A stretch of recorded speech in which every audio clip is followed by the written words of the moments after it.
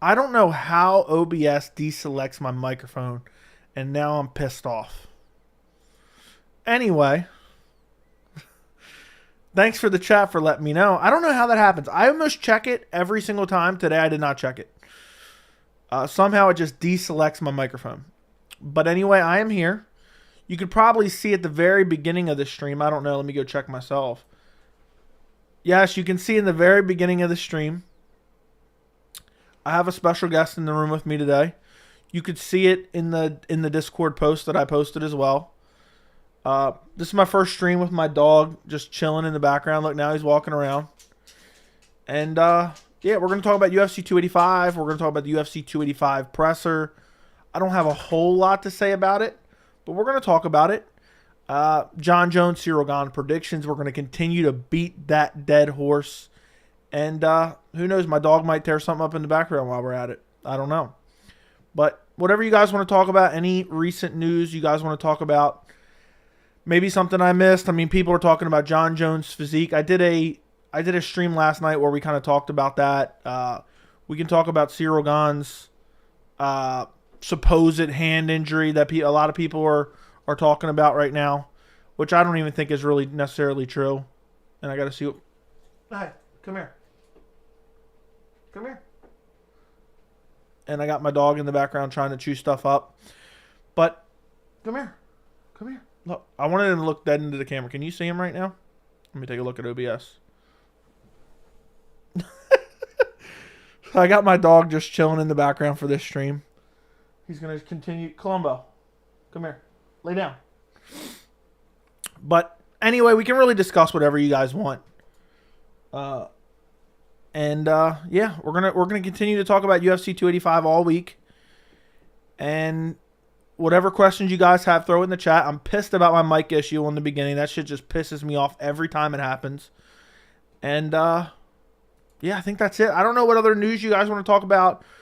We can talk about Jon Jones' physique. I don't know if I mentioned that before or after the mic issue. And any predictions you guys want to talk about. When are you going to get Chris Curtis on? That's funny. I don't know, soon. Sometime soon I'll get him on. I'll get him on sometime soon. I actually just sent a clip. I just sent a clip in the Discord that James Lynch sent me. He asked him about me. He did an interview with him. He's there in person if anybody wants to check that out. But yeah, so whatever you guys want to talk about, put it in the chat. I'm furious about the audio issue. I don't know why that happens. Just randomly OBS will like deselect my mic. And it's an easy fix. I just have to go in and select my microphone. But for some reason, it just occasionally doesn't select it. And I almost check it every single time I stream. I would say like 80% of the time I check it before I even start. This time I didn't, and sure enough, there's some type of issue. But we're good now. Everything's good. Do me a favor, like the stream. Subscribe to the channel if you're not subscribed. My dog is now trying to get underneath my desk. So I might have to kick him out midstream. We'll see how he does. He was laying down sleeping right after the stream started, but we'll see what happens. Anyway, what's going on, Flat Earth? What's going on, Niles? What's going on, Hawk Lungs? What's going on, Brendan, Blaze One, Jacob? I appreciate you guys letting me know of the audio issue. We'll talk about the press conference. I mean, there's really not much to discuss in the press conference, but we can discuss it since I know some people are going to ask me, what did you think of the press conference? What did you think of the press conference?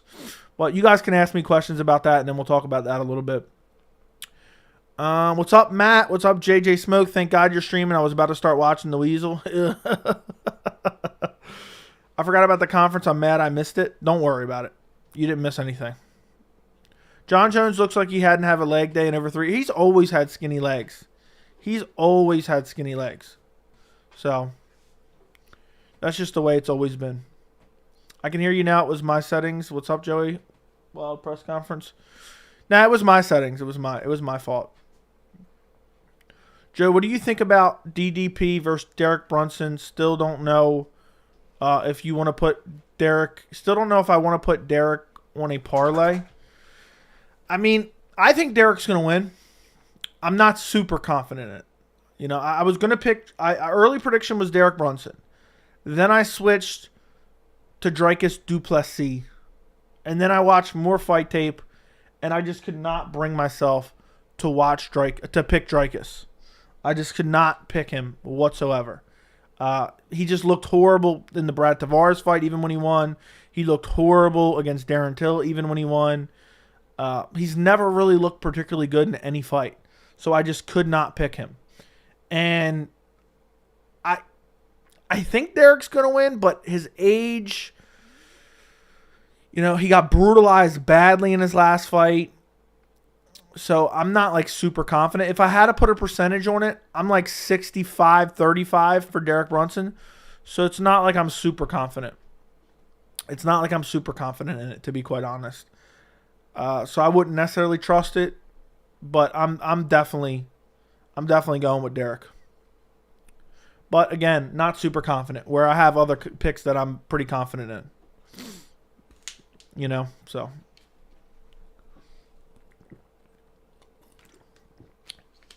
Lay down. Lay down, buddy. Jones looked tired or like he was at work.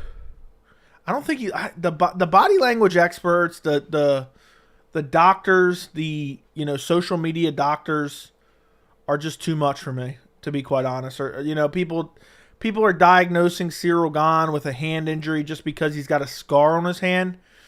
If that's the case, then it looks like I got the same injury that Ciryl Gane has, because there's my hand right there. Let's see if it zooms in. You see that right there? Hold on, let me see. I don't know if you can see that or not. I mean, dude's got a scar on his hand, or people are saying his hand's broken. I mean, it looked maybe like there was a bump there, but that could have easily been his knuckle. So the man, people are just speculating about a man's injury. They're acting like Joe Rogan on commentary. That's what's going on there. They're acting like Joe Rogan on commentary. The way he's holding his hand, I think, he really could be injured, the way he's holding his hand. Remember when he texts John Anik? I'm done. Come here. Look, for those of you who want my dog on stream all the time, here he is. There he is. I'm hoping as he gets older, he'll just chill in the background of the streams more often, because I want him to just chill in here with me. But yeah, here he is. But yeah, I don't ever believe the social media doctors. Just like people are saying, oh, Jones looks so fat at heavyweight, and look at his physique, and it's embarrassing, and he's been eating for 3 years, and this and this and that. And I don't buy it. I don't buy it. John looks pretty much the same as every other heavyweight, except Ciryl Gane. Ciryl Gane is in exceptional shape, but he's a natural heavyweight. So it's different for Ciryl Gane than Jon Jones. Jon Jones, contrary to what people believe, Jon Jones is not a natural heavyweight. He is a natural light heavyweight who is moving up to heavyweight. He is putting on 50 pounds. Do you think all of a sudden he's going to look like Francis Ngannou? Do you think he's going to look like, Brock Lesnar? He's not a natural heavyweight. So I can't believe people are just shitting on his physique. I don't think it looks that bad, and I think it all depends what picture you look at as well. So, yeah, I think it's the dog making a cameo. I know. I like how I was laughing because he came over here and just started staring into the camera, and now he's just sitting on my lap now. But, yeah, the social media doctors, the social media people, hey, now he's about to turn off my stream. The people saying, oh, Jon Jones is fat. I mean, he's in better shape than most of the heavyweights. Sit down. Sit down. He's not. People need to get in their mind that he is not a natural heavyweight. And even in the picture he posted, I think he looked much better than the pictures that were circulating around, like the one I kind of have in the thumbnail right now. And I don't think that Jon Jones by any means looks like out of shape. I think he looks like a light heavyweight who put on 50 pounds. That's what he looks like there. So it's crazy to me that people are calling him fat and like acting like he looks like Chris Barnett. If he came in with a Chris Barnett physique, if he came in with a Roy Nelson physique, I'd be right there with you guys. Okay, but I never expected him to look like Francis Ngannou. And also, and I talked about this in the stream that I put out there last night, that I think I end up private for members because I've been doing so many streams recently. I don't want to blow up my algorithm with 1 million streams. Jon Jones didn't do himself any favors by hiding the physique for so long. because he hid the physique and people were waiting for this grand, unveiling of his physique. And instead, people were left with these high expectations, and then he just pulls off a shirt and it's just, oh, well, he looks like a little bit more muscular Jamal Hill. So I think Jon Jones didn't do himself any favors in that capacity. So, so there's my take on that. I don't know where I was at now because my dog was distracting me, but now he's laying down sleeping. So, when am I going to get Chris Curtis on? I'll get him on soon. I'll hit him up and get him on soon. He said he's always down to come on. I always like to have him on as a guest. We talk about a bunch of different shit. And,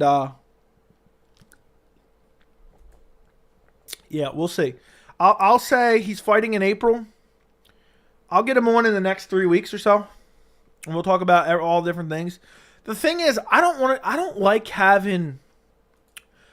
ever want to just have someone on and be like an interview. I like almost like having someone as a guest. So every time I have him on, we end up talking for like an hour, 45 minutes or so. And I'm like, first off, people don't like to watch that long of videos. And I don't know. It's just one of those things. But he'll be on soon for sure. I'll hit him up and we'll get him on talking about the Kelvin Gastelum fight, stuff like that. Let me minimize this page. Jones looks massive. He's all about that bulk diet. Yeah, we'll see. We'll see how his body works for him on Saturday. Pause. I don't think he's going to go out there and look horrible. Like, what is all of a sudden he's going to look like Josh Parisian with his butt crack hanging out? I don't think so. So I think a lot of people, to be honest, I think a lot of people grasping at Jon Jones's heavyweight body, I think are hoping that he loses and hoping for his demise. And a lot of people are predicting him to lose. And they use that as a way to, reinforce their thoughts on their prediction that Jon Jones is going to lose. So I think that's what's going on there. Surprised Dana showed up for the presser. Me too. If Gamrot wins, do you think we'll see Gamrot Poirier? No, I doubt it. I don't think that happens. I think Poirier is going to wait around for a bigger fight. Would you favor Gamrot or Turner against Islam? No. But if Turner comes out and like stuffs all Gamrot's takedowns, it would be interesting to see him versus Islam. Say what you want about his physique. John is inspirational to the calfless. We're going to get there one day, John. I mean, he just naturally has skinny legs, And half the people that are saying, oh, John's got chicken legs, I would say more than half of them have the skinniest legs probably themselves. And I know he's a professional athlete, so that's why they're picking him out. But some people just have skinny legs, I guess. Everyone talking about why Jones isn't right, but he's probably going to handle business, and I'm not even a Jones fan. I'm very confident that Jon Jones gets it done.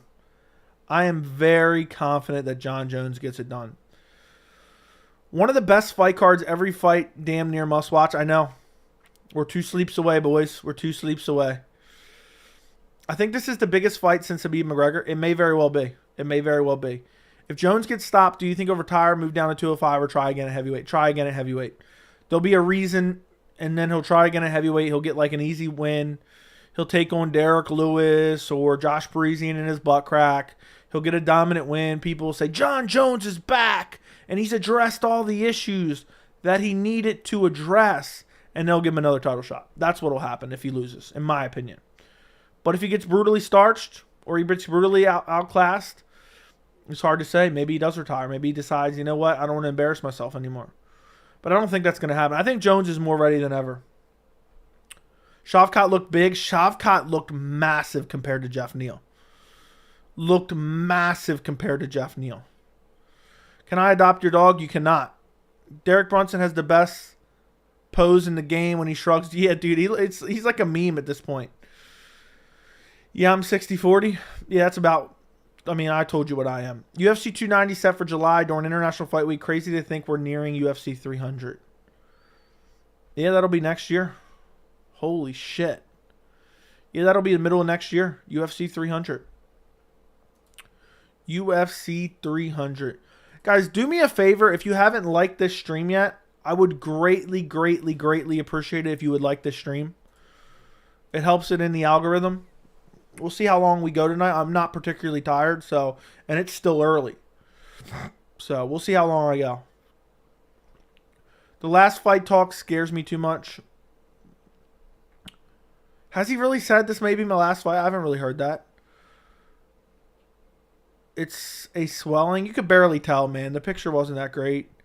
Anik is such a dork for reading that text from Rogan on the broadcast. I know. I hated Anik for that. Can I buy your dog? No. They showed Patty in the UFC 30-year promo and honestly annoyed me. I'm not a fan of MMA fans. I'm not playing to the MMA fans here. Patty just doesn't deserve. Yeah, he doesn't. You're right. He does not deserve to be on a promo like that. 100%. 100% does not deserve to be on a promo like that. He looked exactly how I expected him to look. Gane looked taller than Jones, though. Isn't Gane supposed to be taller than Jones? Or am I imagining things? Topology. Let me take a look.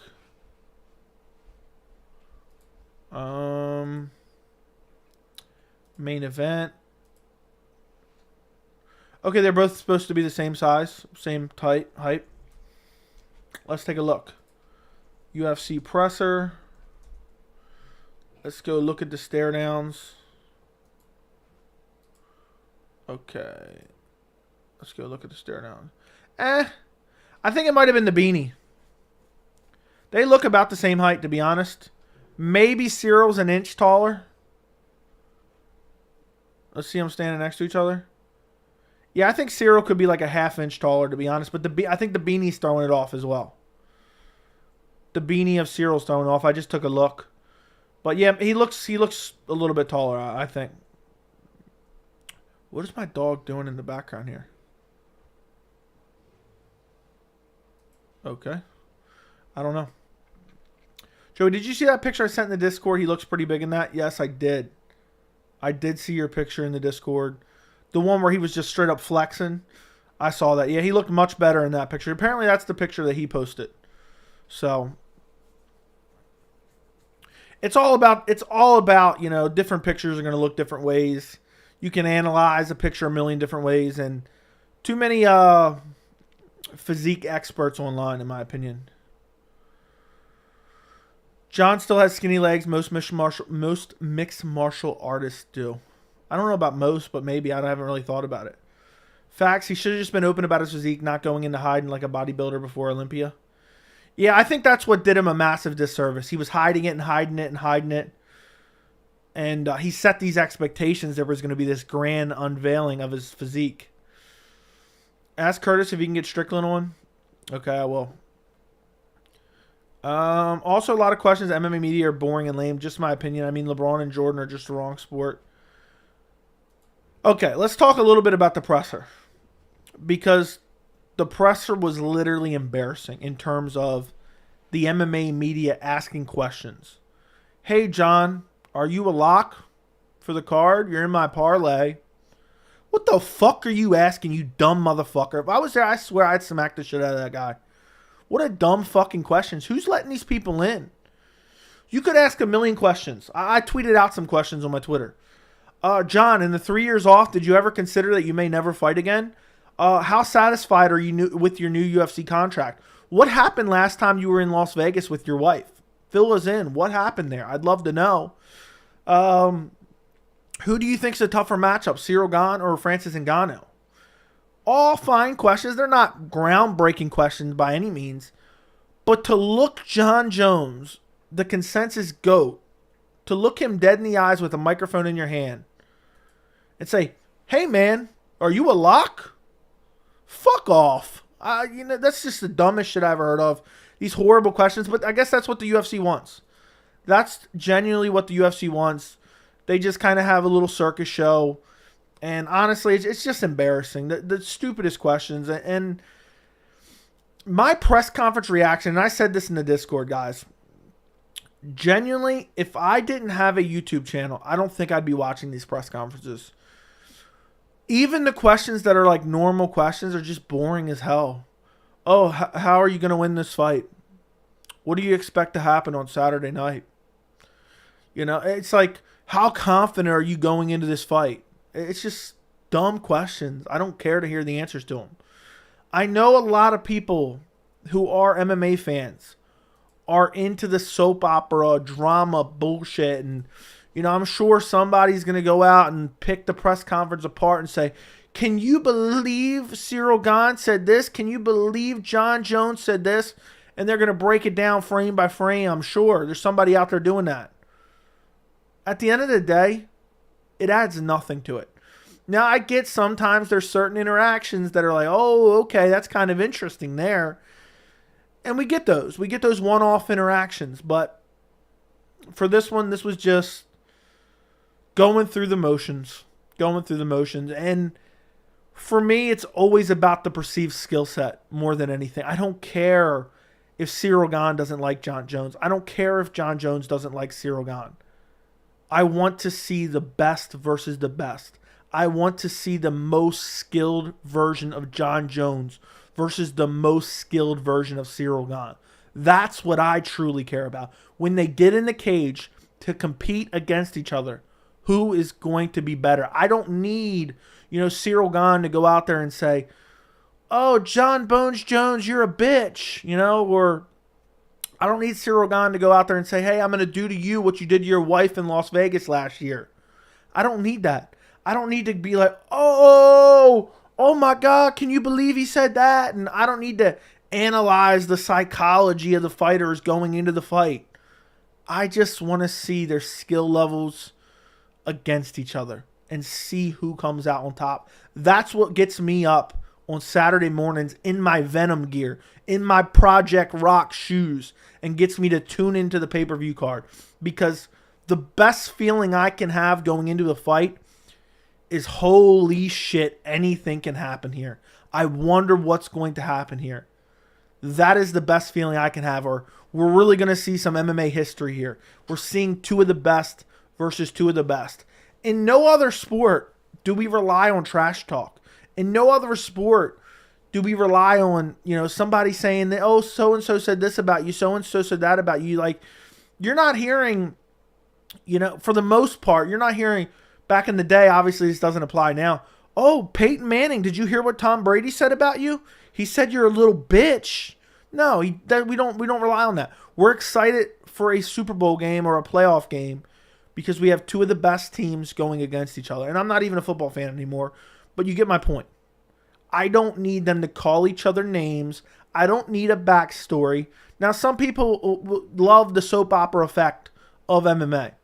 And for me, when it's real, when there is a real issue between two fighters, and we get to see it in the lead up to the fight and it's not manufactured, that adds to the depth of the fight. And I truly enjoy that added layer.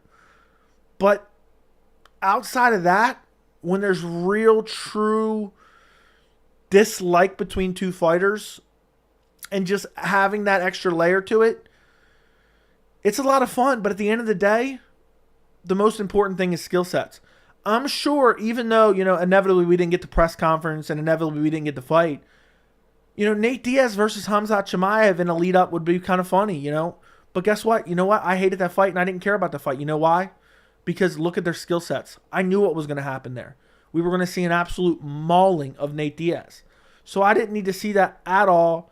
And, some people are into that. For me, what do I want? Trash talk, super competitive, high-level fight. Trash talk, super competitive, high-level fight. That's the way I feel about it. So, yeah. There you go. That's my thoughts on the press conference.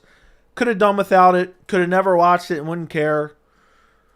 I've talked about this multiple times when people say, are you watching this MMA YouTuber? Are you watching that MMA YouTuber? I don't even really watch the countdowns. I don't even really watch the embeddeds. And call me a casual fan if you will. I know their skill sets from what I see in the cage. Okay? And the pertinent clips that I need to see get recirculated online. What I care and what I've always cared about and what you guys have seen me talk about on this channel time and time again is I like to see the most elite fighters take on the most elite fighters. That's what I want to see. How is his striking versus his wrestling? How is his jiu-jitsu versus his wrestling? How do these different skills match up with each other. That's what made me so excited for Charles Oliveira, Islam Makhachev. How was Charles Oliveira's jiu-jitsu and submission game going to match up with Islam Makhachev's super defensive striking and mauling wrestling style? We saw how it matched up. But that's what gets me excited. That's what wakes me up and gets me to put on my Venom shirt. So, there you go. I don't trust anyone that wears their beanie over their ears. That doesn't wear... Yeah, I don't trust anyone that doesn't wear their beanie over their ears. That's what beanies are made for. People be wearing them like this, above their ears. A beanie's made to keep your ears warm. So, yeah. Joey, I just got here. Thoughts on the face-off. And then we have the... This isn't to go after you, Billy. But, and then we have, like, the body language experts. Oh, did you see the way Jon Jones' left eye was twitching? He's scared as hell going into this one. Oh, my goodness. But I didn't really think nothing of the face-off. You know, it didn't really... It really didn't do anything too much for me. It really didn't do too much for me. It mildly was just interesting to see how they sized up. And that's all I really took away from it. And they were very similar size in terms of, like, it didn't see, and again, they're wearing baggy clothes and whatnot, but there didn't seem to be a massive size discrepancy. Like, when I saw Adesanya and Pereira, I saw, holy shit, Pereira is a massive. Pause. Yeah, so there you go. There you go. I'm going to try to catch up in the chat, guys. If you have any questions, just throw them in the chat. Do a live stream with him on. I'll think about it. 2020, Shayna Dobson underdog. 2021, Louis K. Blades. 2022, Pena beat Nunes. 2022, Pena did not beat Nunes. 2021, Pena beat Nunes. It was December of 2021 at UFC 269. Boom. I believe.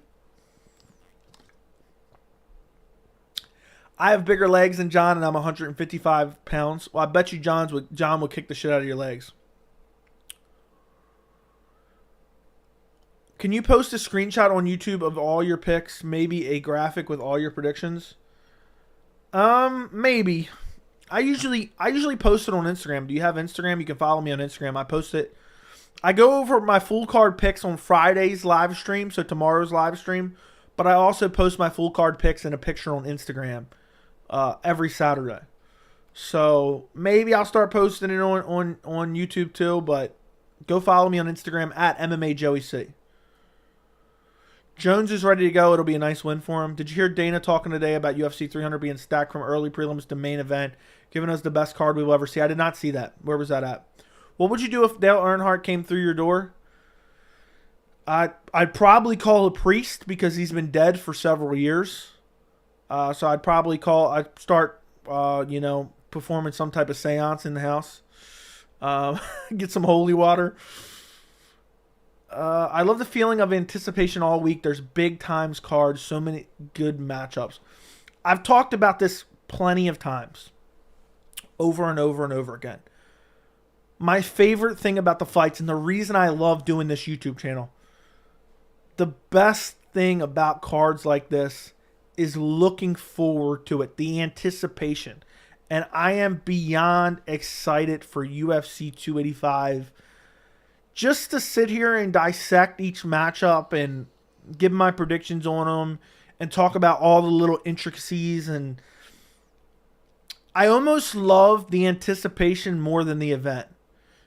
Like, the second the event is over, even though I'm excited to talk about it, you almost get like a little bit of a depression in a way. You're like, damn, it's like what you guys remember when you were a kid, for some of you, I guess, the day after Christmas, and you were like, damn, I was really looking forward to Christmas, and now it's over. It was over in the blink of an eye, and now we got 364 more days till Christmas. So for me, the anticipation is almost as good as the card itself. And one of the, I don't know how to describe it, one of the biggest highs that I get, and I talked about this on yesterday's stream too, is Saturday morning. When I roll out of bed in my Venom gear and I just pop one eye open and I'm like, Yeah, tonight is UFC 285 or whatever event it may be. That day, and looking forward to the card coming that night, especially one of this magnitude. It's not every card. I mean, this hasn't even happened to me, in a bit, probably. But those big cards, that's my favorite feeling. The morning of. And just knowing that we got an amazing card coming in, 48 hours. I'm really looking forward to it. I'm sure a lot of you guys understand exactly what I'm saying. And that is one of the coolest thing about having this channel is no one will truly understand that. At least no one that I really know will truly understand that. But I'm sure you guys do. I'm sure with Saturday morning, when you pop that eye open, you're like, wait a second. Then you pop the other one open, you're like, is tonight UFC 285? And you just, I don't know. There's something about it. There's something special about it when we got a card of this magnitude. And I'm sure you guys know exactly what I'm talking about. And yeah, so if you know what I'm talking about, let me know in the chat. I'm scrolling to the bottom of the chat. Do you guys have that feeling on Saturday morning too? Because on Saturday morning on a card like this, I get hyped. I get absolutely hyped.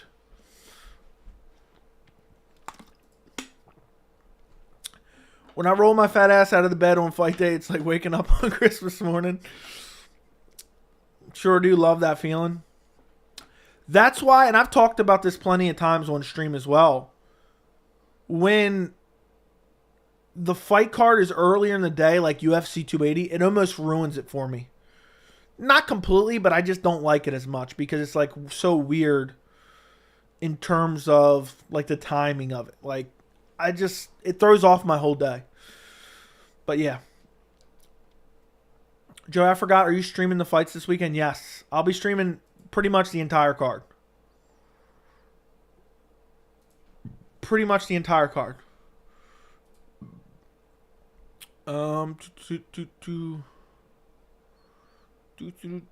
Would you consider going to UFC 288 in Newark? Yeah, I'd consider it. I don't know if I will or not, but I'd consider it. I'm trying to scroll through here. Am I a lock? Yes. Tell Strickland to bring the do-rag. Yeah, wear the do-rag for me. Presser was 90% of Jones' question that has already been asked. The reporter near the end had the best questions, actually. I don't even remember. I just remember there were some garbage questions. I just care about the energy of Jon being back and the face-offs. Okay? And some interactions happen like what you're talking about. Yeah. I think Jones is going to lose. I'm pretty confident that Jones wins.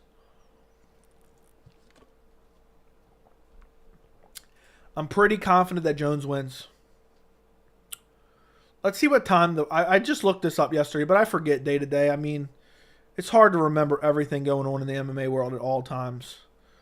So the early prelims start at 5:30 Eastern time. Whew.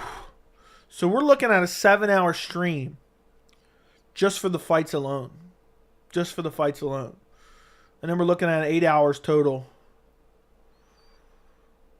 Yeah, I'll probably maybe miss like the first fight or so. Maybe first 2 fights. I'll jump on before the Ian Gary fight. For sure. So I'm going to be streaming a good bit on Saturday. So, agreed, it gets a little depressing right when the card is done and the credits roll. The build up to a huge pay-per-view is unmatched. I know, and especially one like this. Especially when you get one like this. Joey, if UFC 300 was this July and you wanted to stack it, what's your fight card? If it was this July, great question. Main event, Jon Jones, if he wins this fight. I'm going to assume he wins the fight because that's my prediction. Jon Jones versus the winner of Curtis Blade, Sergey Pavlovich. Co-main event, Khamzat Chimaev versus Kamaru Usman, Leon Edwards winner. Featured fight on the main card. Oh, that's a tough one. Featured fight on... No. Co-main event. Alexander Volkanovski versus Yair Rodriguez. Featured fight. No. Never mind. Start over again. Jon Jones versus the winner of Sergey Pavlovich, Curtis Blades. Co-main event. Hamzat versus winner of Leon Usman for the welterweight title. Featured fight on the card. Volkanovski versus Yair. You get down the card a little bit more. It's hard to think of like fights that, okay, this belongs there. This belongs there. Featured fight. Paulo Costa versus Sean Strickland. Opening up the main card, Dominic Cruz, Umar Nurmagomedov. Headlining the prelims, Bilal Muhammad versus Shavkat Rakhmonov. Second prelim down from the main prelim. Marlon Vera, if he beats Corey Sandhagen, versus Sugar Sean O'Malley too. I know that sounds crazy. That you could mix up the bout order. I'm just saying fights that could be on there. That could open up the main card if you want. And then also on the prelims, Alexander Rakic versus somebody else coming off a loss. The loser of Johnny Walker versus Anthony Smith. There you go. I'm just throwing out some fights out there. I don't want to see Colby versus Dustin at all. What breed is your dog? Cane Corso.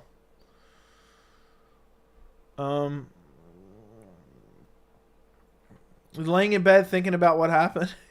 Yeah, the laying in bed thinking about Jon Jones. Hold on, what did I just do here?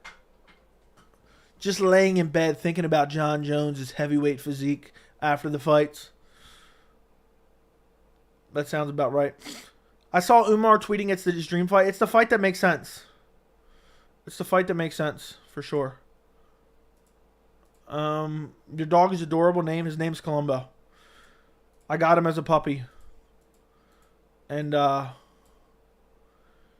he's been on the stream. I think when I got 1,000 subscribers, I held him up like this on stream. UFC 300 might be the first card with 4 title fights. Maybe it will be. Gane will take the belt back to France. I can't believe so many people are confident in Gane. Who misses weight on this card if you had to pick? And Jeff Neal was never that lean and slim before, or is it just me? I think it's just the way he looked next to Shavkat. Hey Joe, would you say 285 is better and more stacked card than 280? It's close, but probably not. But I think the main event of 285 might push it over the top. Might push it over the top, honestly. It's third. Dude, come on, you guys don't listen to anything I say on stream. The dead corpse of Dale Earnhardt is going to come for you for the NASCAR slander. I'm not slandering NASCAR. There's nothing more that I love than NASCAR, Power Slap, Flat Earth documentaries. You know, that's my top 3 right there. Remember the left-hand turn. Remember the left-hand turn. Remember Dale Earnhardt Jr. Remember. You know what's crazy? I went down a rabbit hole looking it all up. You know Dale Earnhardt died on the last lap, on the last turn of the Daytona 500. The last lap of the last turn. Craziness. Think about the bad luck there.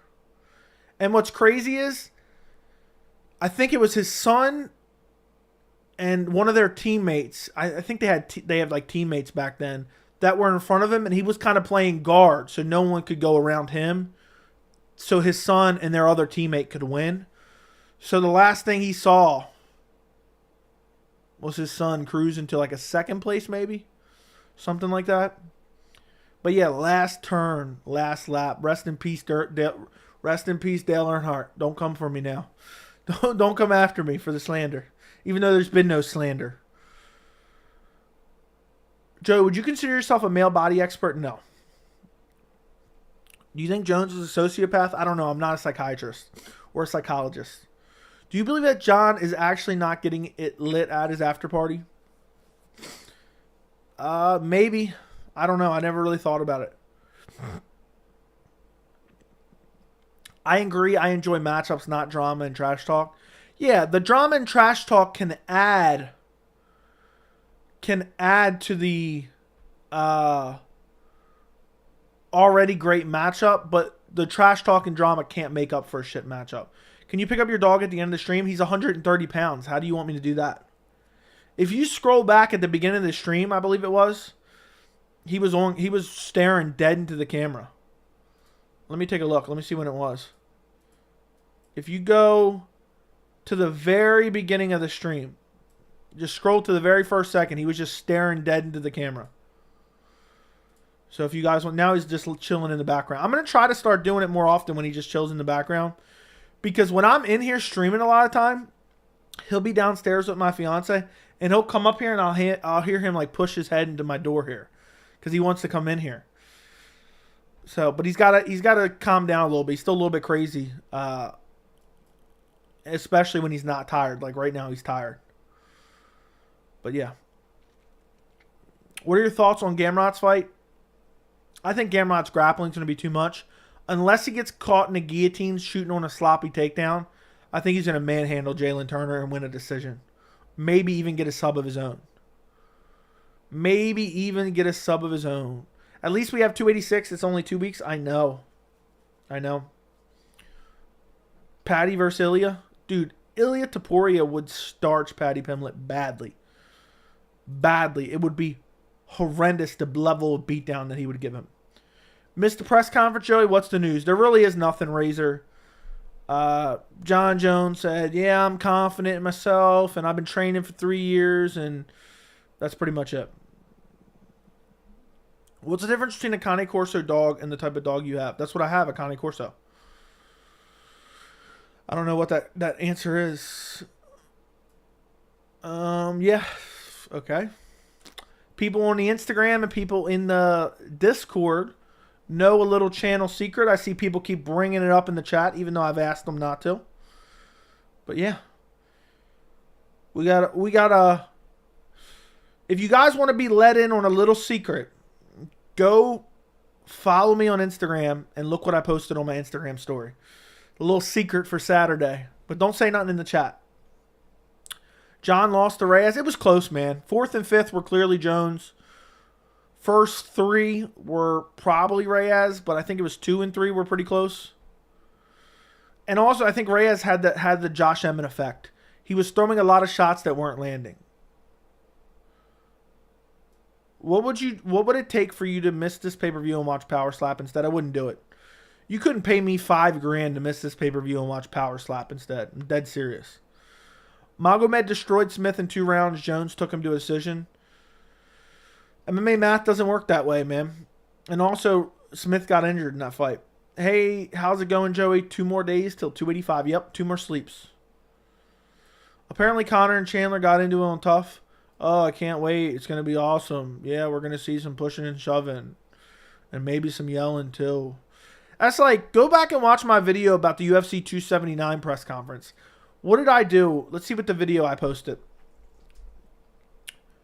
And it's funny because I feel like everyone made these elaborate videos. And you go to my 279 video. Let's see what I titled it. Press conference. What really? No. UFC 279 press conference canceled. What happened? And what I say in that is essentially what we found out. I say, what happened? Basically, there was some shouting, there was some pushing and shoving, and they just decided to cancel it. And that's it. And the UFC used it as a promotional tactic, and that's exactly what ended up coming out. People were like, oh, wait for the video, wait for the video. We never got anything. It's just horseshit. It's just absolute horseshit. It's dog shit. It's flat out dog shit.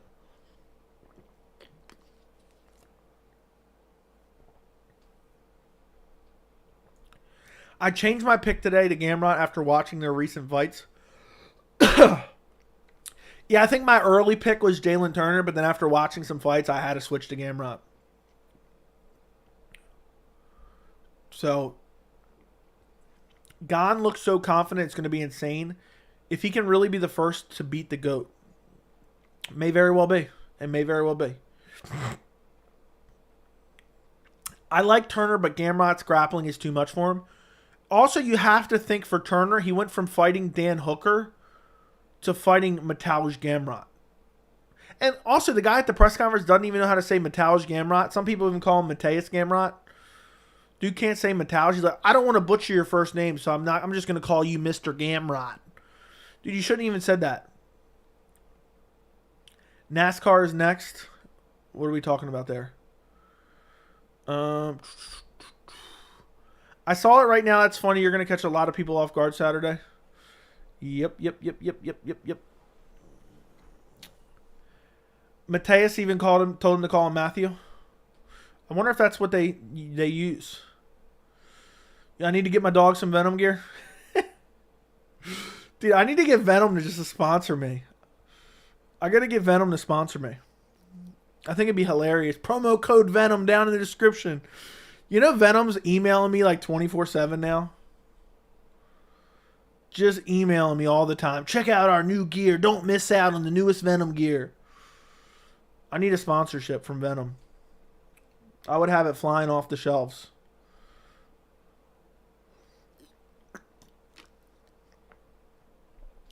Wow, just realized I got spring break during the Edwards Usman 286. So hyped now college can kiss my ass. All right. Neil versus Shavkat fight of the night. Those two know what it is. If I had to pick a fight of the night, what do I think the fight of the night will be? Either main event or Neil versus Shavkat.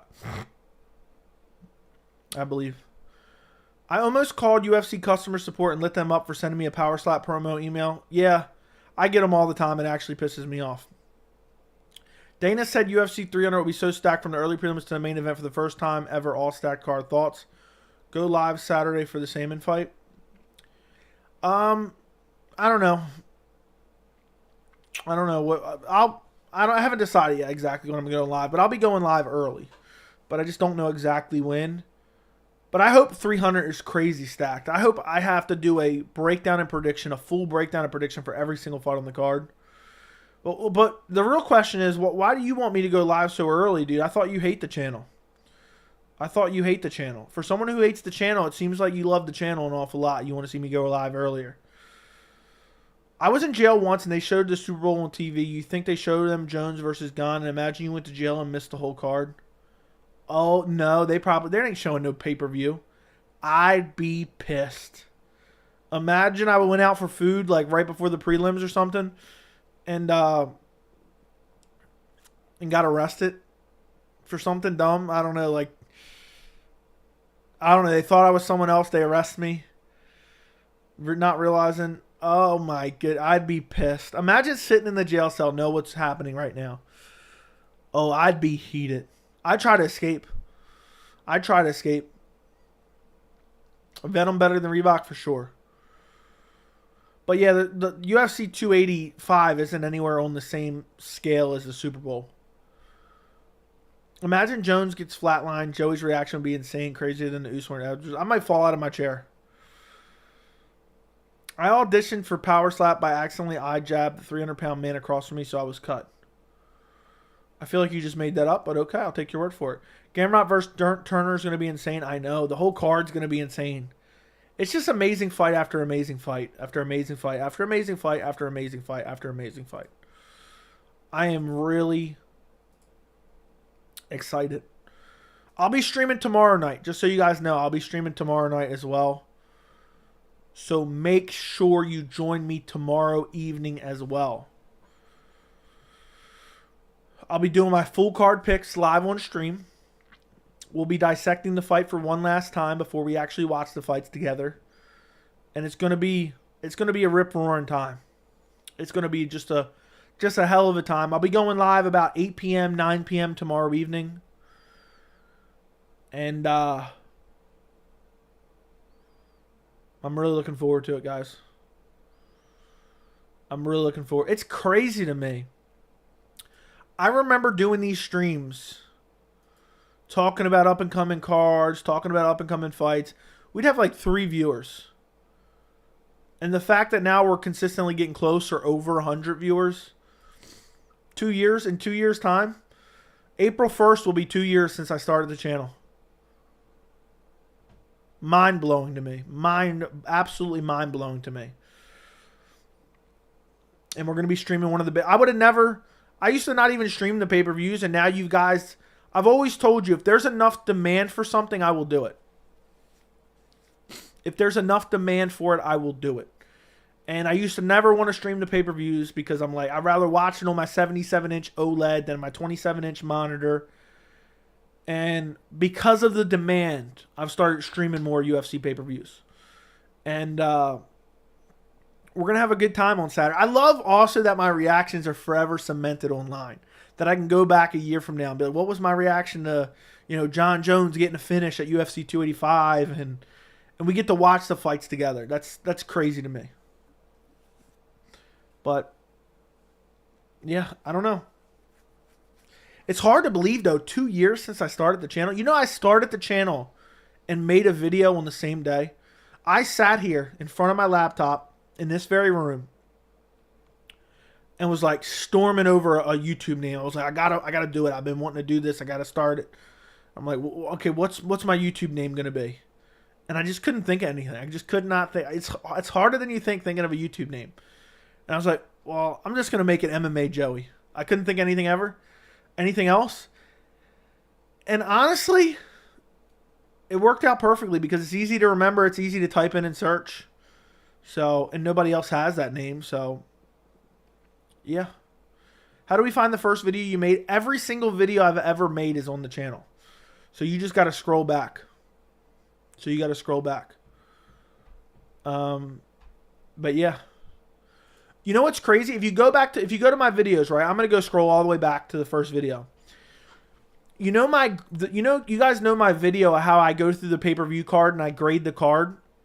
That was an evolution of the second video I made on my channel. The second video I ever made on my channel is called UFC 262 Charles Oliveira versus Michael Chandler Amazing Fight Card. And it's only a 5-minute video because I had no idea how to talk in front of a camera and I felt incredibly uncomfortable.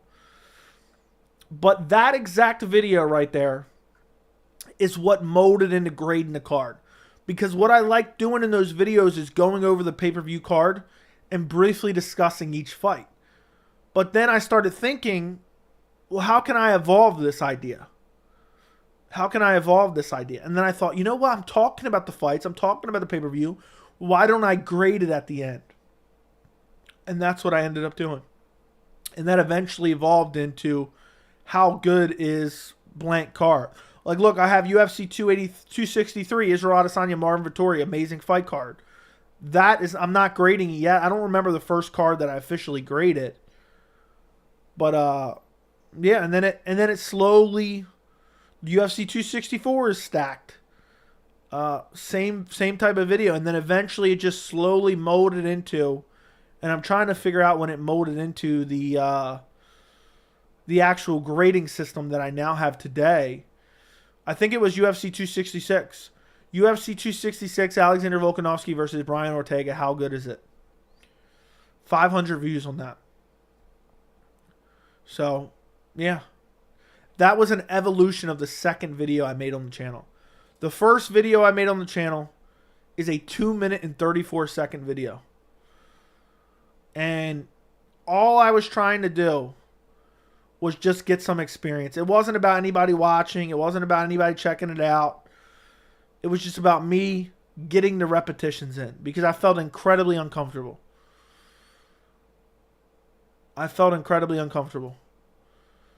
And I just kept, when I started my channel, I was just pumping out videos. Boom, boom. Any topic, I was pumping out a video to a zero audience. And that's was my goal because I just wanted, the only way you get good at anything is experience. You have to have experience in it to get good at it. So I was like, look, I don't care if nobody's watching. I don't care if somebody doesn't watch a single one of these videos. I will get the experience of making them by continuing to pump them out. And so I made the Nate Diaz, Leon Edwards video. Then I made the UFC 262 video. Then I made a UFC 264 video. Then I made a video about the Ultimate Fighter coaches. Then I made a video about Marvin Vettori, Kevin Holland. Then I made a video called Francis Ngannou versus Jon Jones Super Fight and the UFC's dirty negotiation tactics. Which, damn, does that ring home today. And that was back when Dana White was saying that Jon Jones was scared of Francis Ngannou. Boy, have the times changed, huh? That's exactly what that video was about. Dana White was saying Jon Jones was scared of Francis Ngannou. The negotiating tactics of the UFC. The good old days. I'm so happy I can watch the fights with you this Saturday. I will have you on one monitor and the fights on another. I'm happy to have you, man. Just the fact that people even want to watch with me is crazy. Is crazy. If there's anybody watching this stream right now and you're not subscribed to the channel, do me a favor, subscribe to the channel this very second. I would greatly appreciate it. I do streams like this all the time. I do a bunch of prediction videos. I do a bunch of breaking news videos. I do a million different MMA-related content videos. If you're enjoying this stream, why wouldn't you subscribe anyway? And do me a favor, like this stream, guys. We got over 100 people in the stream. We got 46 likes. Do me a favor, run up the likes on the stream. I would greatly appreciate it. I know there's got to be plenty of people. Joey, what were those nightmare scenarios you used to do? Do you remember those nightmare scenarios you used to do? What are you talking about? I don't remember what you're talking about. You got to be more descriptive. I'm trying to think. I think I kind of know what you were talking about, but it was only like for certain events. Like if this happened, that could happen, and it would be absolutely horrific. But I'm trying to think. I'm trying to think specifically what you're talking about. I kind of know. I think I know, but I don't know for sure. Look, even when I first started my channel, the UFC rankings suck. If one thing, you guys can disagree with some of my opinions. I'm telling you right now, my opinions have been consistent for over 2 years. You can go back and watch some of my videos. Go watch this video on the UFC rankings. They suck. I've told you that, guys, since the beginning of my channel. One of my favorite videos that I did that nobody watched, Colby Covington and Alexander Gustafsson are the same. Here's why. And you know what I talk about in that video? Elevating guys off losses. Elevating fighters off of losses. And what do I always talk about nowadays? The same thing. It's weird going back and looking at some of these videos. It's weird. It's really weird. But I'm trying to find one of these, nightmare scenarios, and Sean O'Malley, Chris Montino, breakdown and prediction. Nick Diaz finally has a fight. This video got a lot of hate. After Sean O'Malley, Chris Montino, I put Sean O'Malley lost at 264 against Chris Montino. People got livid about that one. They were heated. They were heated on that one. But that is what it is. I was just saying, like, the fact that he couldn't stop a dude who was basically a bum, it was embarrassment to him. And it shouldn't even been a stoppage when it got stopped. Is DC actually going to do an interview with John post-fight? Probably not. It's going to be Rogan. Would you rather 285 main event falls apart or 286 or 287? Shut the fuck up, Hulk Lungs. Don't even suggest that. Don't even suggest that. I'm not picking one. I don't want one to fall apart. I'd rather jump in a wood chipper. Legs first. Joey just watched Creed 3. Joey, it was a masterpiece. Seriously awesome action. I had tickets to go at 7, but I decided not to go. I just didn't feel like it. I just felt like, I'm just going to chill at home and jump on stream at... What time did I jump on stream? I think 10 o'clock. So I could have went, but I just decided not to go. I just wasn't feeling it. It was nice as hell outside today. So I was just, from probably 5 to 7-ish. I was just, probably 4 to 7-ish. I was just chilling out back, playing fetch with my dog. It was so nice out. But yeah, I'll go check it out next week at some point, probably. Not going to lie, for the first time, the face-off actually made me more hyped. I'm happy for you, man. I'm really happy for you. I'm not the type of guy to ask a fighter if he's a lock of the press, but nickel versus Pickett prop bet plus 200 for any fighter to get a KO is worth it to me. Bo could be feeling a lot of pressure. Okay. My dog is just dead asleep right now. Yeah, I think I put a $2 parlay on Jamie Pickett and Alexa Grasso to win like $100 or something. Something crazy just for the hell of it. Were there any MMA fights that you thought were fixed? Not that I was like 100% confident, but I'm telling you right now, Conor McGregor versus Diego Brandao was incredibly suspicious to me. Go back and watch if you don't believe me. And there was other ones. It felt like, I hate to soil his name since he just passed away, but Rumble Johnson versus Daniel Cormier 2, it seemed like Rumble Johnson was throwing that fight intentionally. So, go back and watch if you don't believe me. Dude was winning on the feet and then was just clinching up with DC intentionally. It was like he wanted to lose. 17 finishes. Imagine that Shalkat currently has 16 finishes. 8. I know. I discussed it in my video. So if there's enough demand to do a watch long of Brendan Schaub or watch a Power Slap pay-per-view, you'll do it? No. Not Power Slap. I do a watch along with Brendan Schaub if there was enough demand for it. It'd be funny. You guys would enjoy it. I'm telling you that much right now. You guys would love it, every second of it. Joey never sleeps. Lots of lurkers. If you are lurking in the stream right now, let me know in the chat. I want to know who's lurking right here. I want to know who's lurking. Joey, I just realized the thumbnail is both pics of Jon Jones. Yep. Yeah, why, yes, it is. It is both pics of Johnny Bones Jones. Lord Kratos always says the same thing.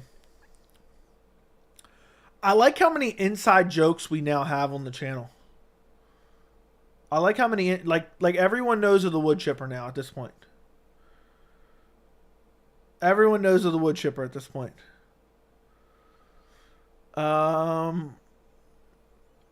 Remember the Sean O'Malley quit against Munoz? That was fun. Did I put that in the title of like a live stream or something? I can't remember.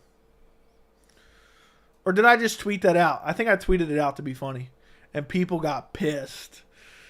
People got pissed. Yeah, I said Sean O'Malley quit.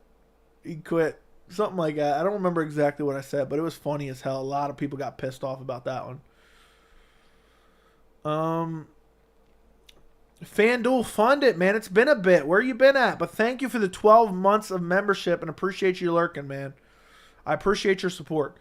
If anybody wants to become a member of the channel, listen, it's $3 a month. You get access to the members-only Discord. You get a loyalty badge next to your name, which essentially guarantees the fact that you get your comments read, all that good stuff. You get also custom emojis to use in the chat as well as the comments if you want to become a member, and you get extra live streams. When I do too many live streams in a week, I private some for members only after the watch along. So if you want to become a member, the link is in the description, but I'll also post it in the chat. It basically is free at this point. So, yeah. If anybody wants to become a member, link is in the description, but I just posted it in the chat as well. And you can cancel at any time. But it's worth it for $3, it's worth it. Extra live streams. We're talking like 3 hours live streamed last night or something like 2 hours. Loyalty badge next to your name makes you stand out in the chat. Custom emojis. Look, Beast Boy just used the Conor McGregor sleepy emoji. I don't know what more I can give you. And I post a lot of behind the scenes stuff on the Discord as well as the community tab. Yeah, so everyone who's a member can vouch for it. I'm telling you right now, $3 is a straight up bargain. It's a straight up steal. I'll tell you that much right now. It's a flat out steal. Look at this. Look at this beautiful emojis you can use in the chat.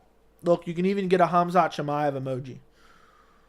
Or a Dana White screaming at the top of his lung emoji. So, or a Chris Curtis flipping the middle finger emoji, which is one of my personal favorites, if it's not my personal favorite. Is Mike Perry going to take Luke's chin for good? No. I think Mike Perry's too small. I think Mike Perry is too small. I will become a member tomorrow. You got to teach me how to use Discord. I can't understand it for the life of me. What's crazy, Razor? When I started the Discord, a couple people asked me to do it. I had no idea how to use it, and it seems super complicated. But now it's really easy to use. Essentially, what you have is you have the server. So it's the MMA Joey server. And then on the left-hand side, you have a bunch of channels. Those channels dictate the topic. So the reason to have those channels is it can get hectic in the Discord.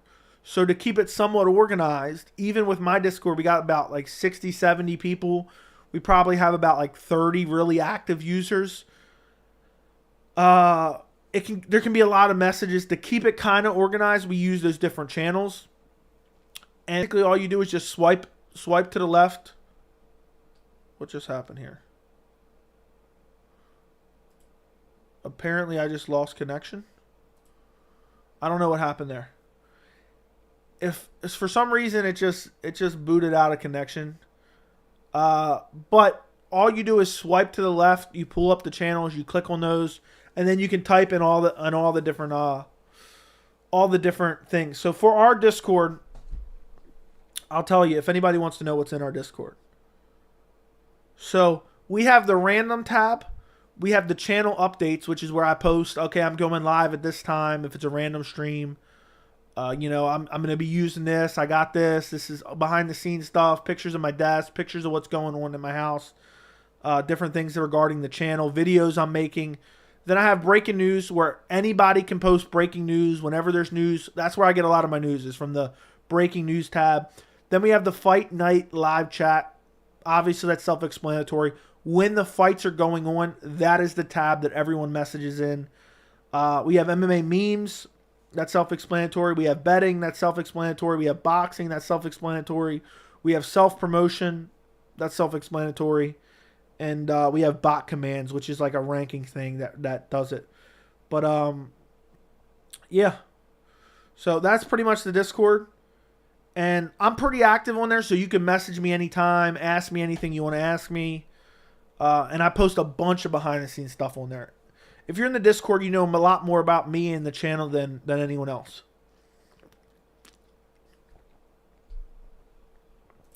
So, yeah. The first 8 minutes of the chat is just your dog staring into the soul. Is it really? I'm going to go look for it. I don't see it. I'm looking right now. I'm trying to find it. What's the timestamp on it? I don't see my dog staring into the camera. I'm trying to find it right now. Ooh, I don't know. What is that? No. I don't know. I think Diego still talks to Fabio Loki. Could be. It could be. 8 to 10 minutes into the stream. So it would be like 59 right here. Yeah, my dog just staring into the cam. That's hilarious. He is adorable, I'll tell you that much. Yeah, I just found it myself. What did you think of the Cody Garbrandt interview? I haven't really seen it. I've just seen a clip of it.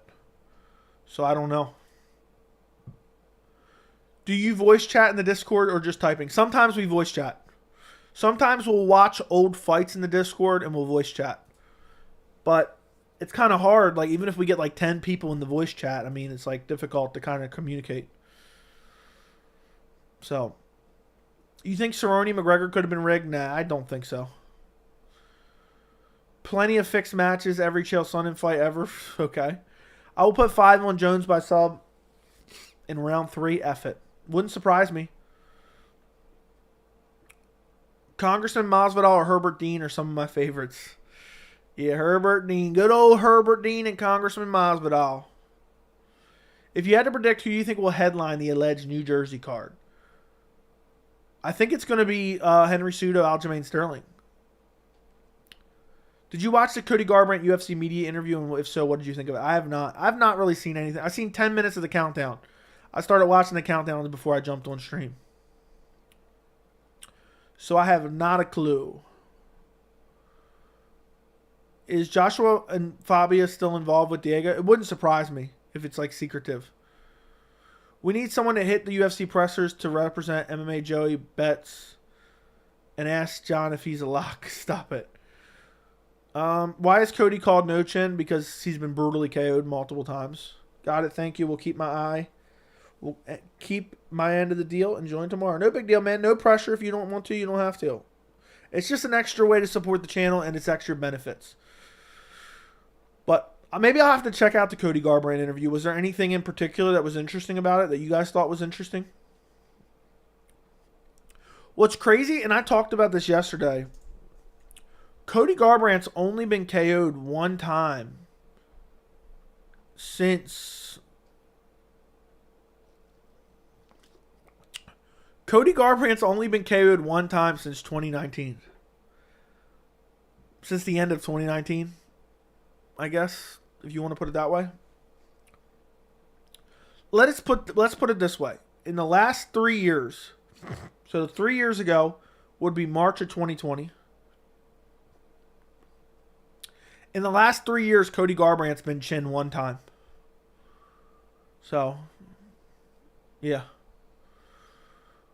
What's the date on Blades versus Sergey? Not sure. It's like the third week of April. I forgot Steve Mazzagatti was the ref that disqualified John against Hamill. Yeah, and it should have been stopped already. That's the crazy thing. It was a horrible non-stoppage. It was a horrible non-stoppage. So, yeah. It should have been stopped already. Cody versus Cruz rematch. I'd like to see it if Cody can win like 2 fights. Jones is really 27-0. Yes, he should be. He really should be. Steve Mazzagatti was the worst ref. He still works for the commission. He was so bad that they got him banned from reffing fights. That's how bad he was. They got him banned from reffing fights. He now sits on the side and does something. I don't know what. I think he claps the little clapper. I actually feel bad for him. But he was a horrible ref. He was a horrible ref. I mean, one of the worst referees ever. How was the Hamill disqualification not overturned? Because it was subjective, but they weren't even... The thing is, 12-6 elbows are directly... This is a 12-6 elbow, right? It's just elbowing straight like that. If it comes back down on a slight angle, like that, that is not a 12-6 elbow. If it comes back on a slight angle like that, it's not a 12-6 elbow. It has to be very specific. The reason it's called 12-6 is noon. Look, think about an analog clock. 12 noon, 6 p.m. It's straight up and down with the point of the elbow. They weren't really 12-6 elbows. I'm going to go watch them right now. They weren't really... Matt Hamill was getting... There was an angle on him. Yeah, they weren't even... This should be overturned.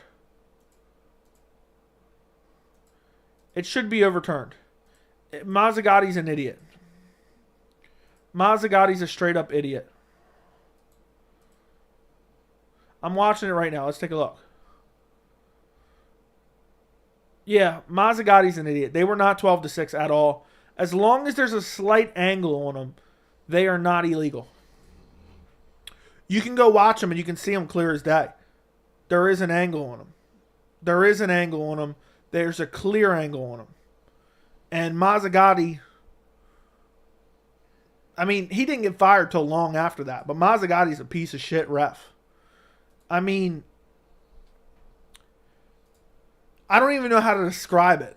I don't even know how to describe it because he's one of the worst. Like, there's instant. Look at Brock Lesnar, Frank Mir 1. Brock was tapping for like 5 seconds before Mazzagatti even got in there on the stoppage. Mazzagatti was the worst referee ever. So, yeah, I mean, I don't side with Dana White very often. I like how my dog's like having dreams back there now. You see you see his whole body moving. It was just a second ago. But I don't side with Dana White very often because he's a liar. But in this instance, he's right. Jon Jones should be undefeated. He should be 27-0. Brock Lesnar was tapping for 30 seconds. I know. Mazzagatti was just sitting there. He'll be 28-0 when the picogram and DQ gets overturned. Yeah, that is true. He has won no contest. But it's unfortunate. I'd be pissed if I was Jones. Joe, would you let Jones beat your fiance? What kind of question is that? Of course I would. I would have to get an autograph afterwards. Maybe get an interview. I'd let him headbutt my car too. Is that going to be a problem? Steve was the absolute worst. I know. Sometimes I'll watch an old fight and he's a referee and I'm like, oh my God, what is going on here? What is going on here? Imagine Anthony Smith took the Sterling route and won the belt. I know. What an embarrassment that would have been. Do you think knees to a grounded opponent should be legalized or do you think it's too dangerous? I don't know. I hate change, so I kind of don't want it legalized, but at the same time, I don't know. I'm about to send a risky text, Joey. Once again, I'm asking for some good luck. I think the best way to get good luck is by sending a super chat. I think that's the way you can get good luck. If you're wishing for good luck, you got to send a super chat to the channel. What are your locks? Bo Nickel, Shavkat, Jones. Boom. What is the 12-6 rule? Are they more dangerous? Are they more dangerous? I just explained what the 12-6 rule is. I don't know exactly why it's in a rule, but it is. It's straight up and down. Jones calling an officer nerd after getting arrested in Vegas is crazy. Yeah, I mean Jones is an idiot for sure. Aren't they changing it to 27-0? No, it's never going to change most likely. And if it does, it'll be like after he's retired. And if he loses again, it's not going to even matter. Like if he loses to Gane, that O doesn't matter anymore to anyone. The reason the UFC hates it is because they can't promote him as undefeated. But they should just do it anyway. Cody said his life was in shambles before his flyweight debut, got divorced and moved to Vegas, had injuries going into the fight. That is very unfortunate. You know, I did see somebody tweet that out. What's your biggest upset of the night this Saturday? What could you see happening that maybe some aren't pointing out? Also, what about adding your dog to the thumbnail? Maybe you could get some dogs. I'm not adding my dog. I don't have time to Photoshop a picture of my dog into the thumbnail. If I had to pick an upset for Saturday night, my upset would be Alexa Grasso. Alexa Grasso by decision. Yeah. Like, I could see that happening. I just think it's unlikely because Valentina Shevchenko is too well-rounded. Does Grasso have a chance in hell? I think she has like a 10% chance, which isn't bad. That's 1 out of 10 or 10 out of 100. So, yeah. 12-6 isn't dangerous. People thought they were because they saw karate guys breaking bricks. Yeah, I don't know. I've heard Rogan say that, but I don't even know if that's true. Jones says he wouldn't do anything crazy after the fight if he wins, but let's say he does something similar to what he did after he got inducted into the Hall of Fame. Then should he be stripped? He should be, but he won't be. Dana will say, we're just going to let the legal system play out. We will let the legal system play out. We're not the government. We're regulated by the government. That's what Dana always used to say. People used to ask Dana, why don't you have drug testing? He's like, we're regulated by the government. That was always his excuse. We're not running from regulation. We run right into regulation. And then dude tries to have an event on an Indian reservation. If that doesn't sound like fly by night, I don't know what does. I wish they would allow the knees. I do kind of. But I hate change, so I don't know what it would change. Would the commission have to change the Hamlin result? Yes. The commission never overturns their results. Never, ever, ever. No matter what. No matter what, they're not changing their results ever. Well, I just typed it when you said it. Negative 2,200 is crazy, but plus 300 nickel by TKO looks good. Yeah. That's probably not bad. I think only was Grasso wins is by flash KO, something crazy. I don't think she's flash KOing her. I think she could beat her by decision, but it's very unlikely. You think Rogan would lie? The man who said Ronda's stand-up was so good it made him cry. Dude said Ronda was a once-in-a-lifetime athlete. Or once ever. She was once ever. Well, Jones pokes Ciryl Gane more or less than once. I'll say he'll do it exactly one time. Yeah, but I don't trust anything Rogan says. I'll never understand the Joe Rogan sycophants who believe every word out of his mouth about everything MMA. Like, I remember when I said the decision was perfectly fine with the Islam Makhachev decision. People were like, look what Rogan said. Rogan said that Volkanovski won. Watch his reaction. Give a fuck. Give a fuck all what Rogan says. If anything, that discredits your argument, in my opinion. So, I'll never understand the MMA Joe Rogan sycophants. I'll never understand them. But some people just love Rogan, you know? And no matter what, they're going to continue to listen to everything he says and agree with everything he says and use every Rogan argument to back up every single one of their arguments. And, yeah. And now my dog is up for some reason. Sit. Colombo, sit. Now he's just chilling there. Now he's going to stretch. Good boy. Look, there's my dog for those of you who weren't here earlier. Colombo, come here. I don't know what he's doing. Your mic in the way of him a little bit. Look at the beautiful dog. Your dog's chilling. Yeah, I'm gonna have him chill in the background more often. But tonight was perfect because he was really tired. So, but sometimes he still acts like a puppy a bit. So he constantly want to explore stuff. And plus, he's not really in the office too much. So he's like extra like curious about the office. But whenever I'm in here streaming a lot of time, I'll hear him. He'll come up and like bang his head on the door because he wants to come in and be in here. So I figured tonight he was tired, and I was like, I'm going to let him go in there with me.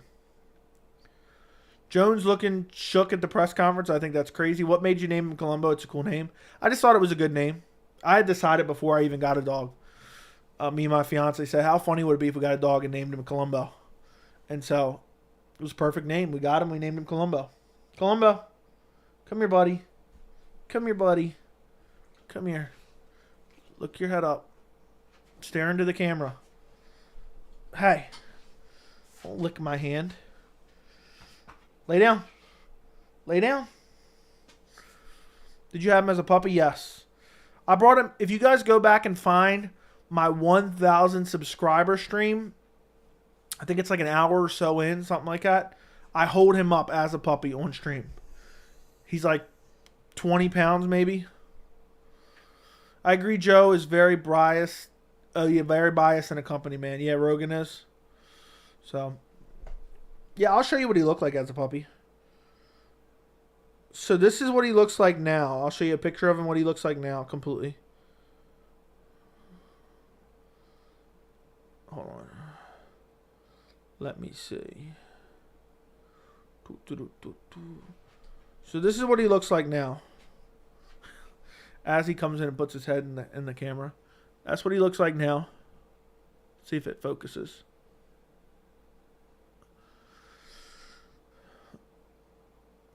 And let me see if I can... Hold on. I got to go all the way back to when I got him. In 2021. Okay, let's see what he looked like. He was so small.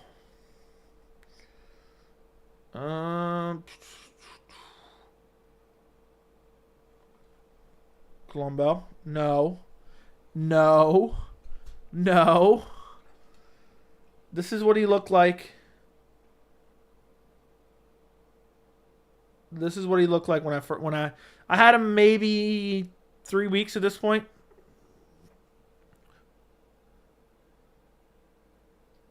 Look how adorable he was. But yeah, so that's what he looked like. That's what he looked like. And now he's just chilling on my lap right now. And go lay down. Go sleep. Yeah, he's part of the channel now at this point. Look. Let's take a look at his teeth. So. All right. Columbo, go lay down. Go lay down. Go lay down. Sit. Now he's staring at the screen because he thinks there's like two of me right now. He's staring at me in the camera, and then he's staring at me in person, looking back and forth. He's so confused right now. I wish the camera was a little bit lower so you could see him just staring dead into the camera screen. All right, go lay down. All right, let me go here. All right, guys, keep the questions coming. He was tiny, yes. Don't fondle cell phone like a chick. What does that even mean? I don't even know what that means. Now he doesn't want me touching my mouse, so now I can't scroll up. We need a Moicano fight announcement. Yeah, I hope that he ends up fighting Dan Hooker when Dan Hooker's healthy. What's growing faster, your dog or your channel? My channel, because my dog is... They grow until about 2 years old, so he's pretty much full grown at this point. He's about 130 pounds.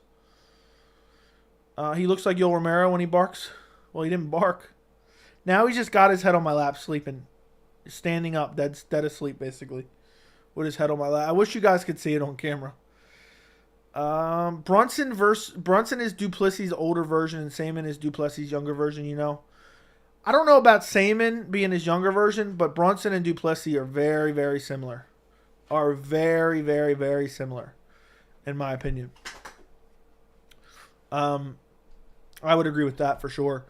I mean, Brunson and Duplessis are both super, super, super sloppy on the feet and don't have very good stamina at all. At all. So I would kind of agree with that one. Look now. Hold on. Nah, the mic's in the way. Oh, well. Doesn't matter. He's just staring dead into the camera. I wish it was brighter back there. But look. He's just staring into the camera. But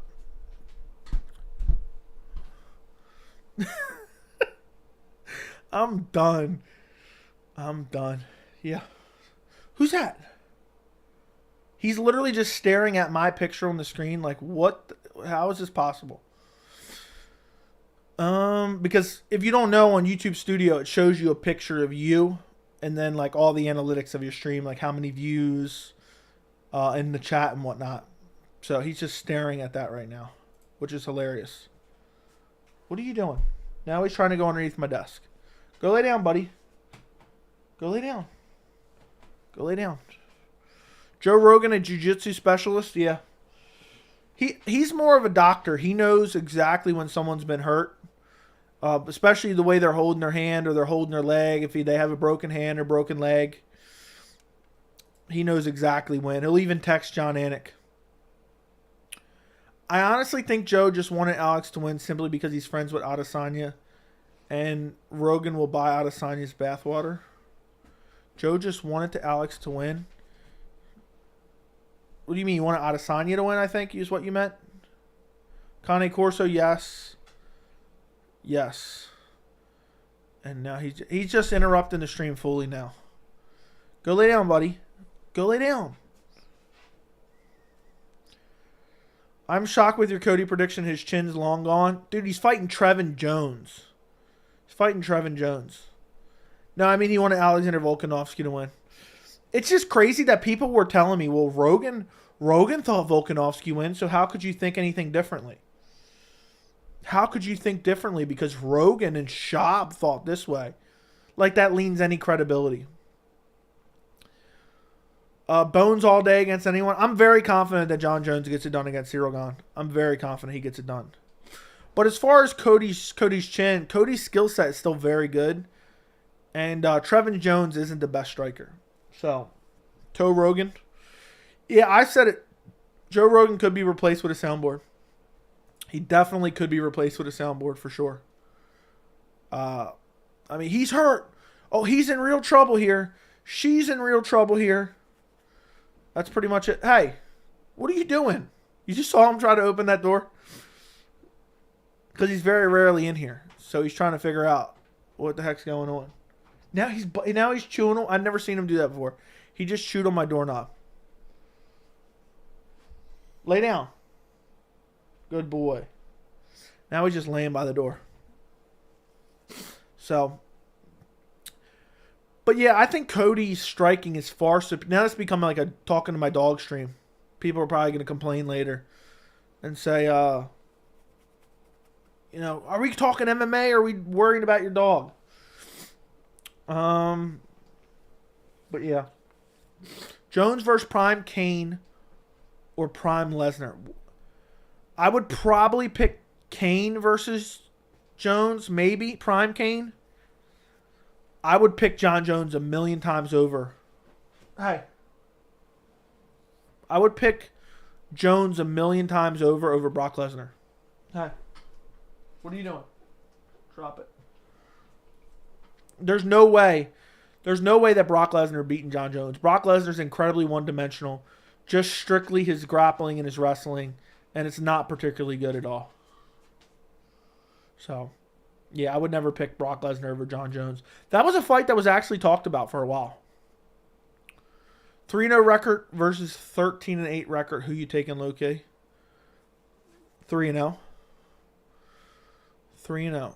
Jones was gifted the Reyes and the Gustafsson decision. I thought he won the Gustafsson decision. The Reyes decision wasn't as bad as everyone made it out to be. I just rewatched it too. It wasn't that bad. It wasn't that bad, really.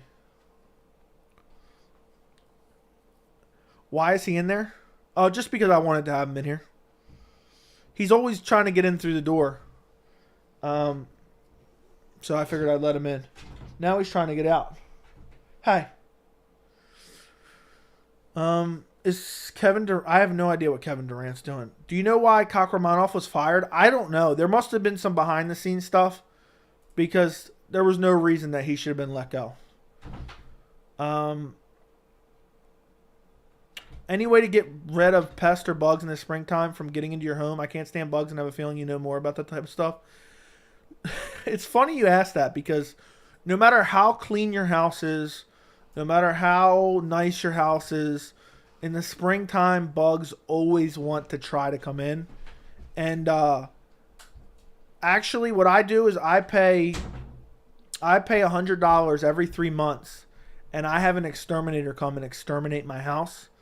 And I never have any bug issues. I don't see any bugs. And the whole time I've lived here, going on 6 years, 5 years, it's over 5 years now. I can count on one hand the amount of times I've seen a bug in my house, basically.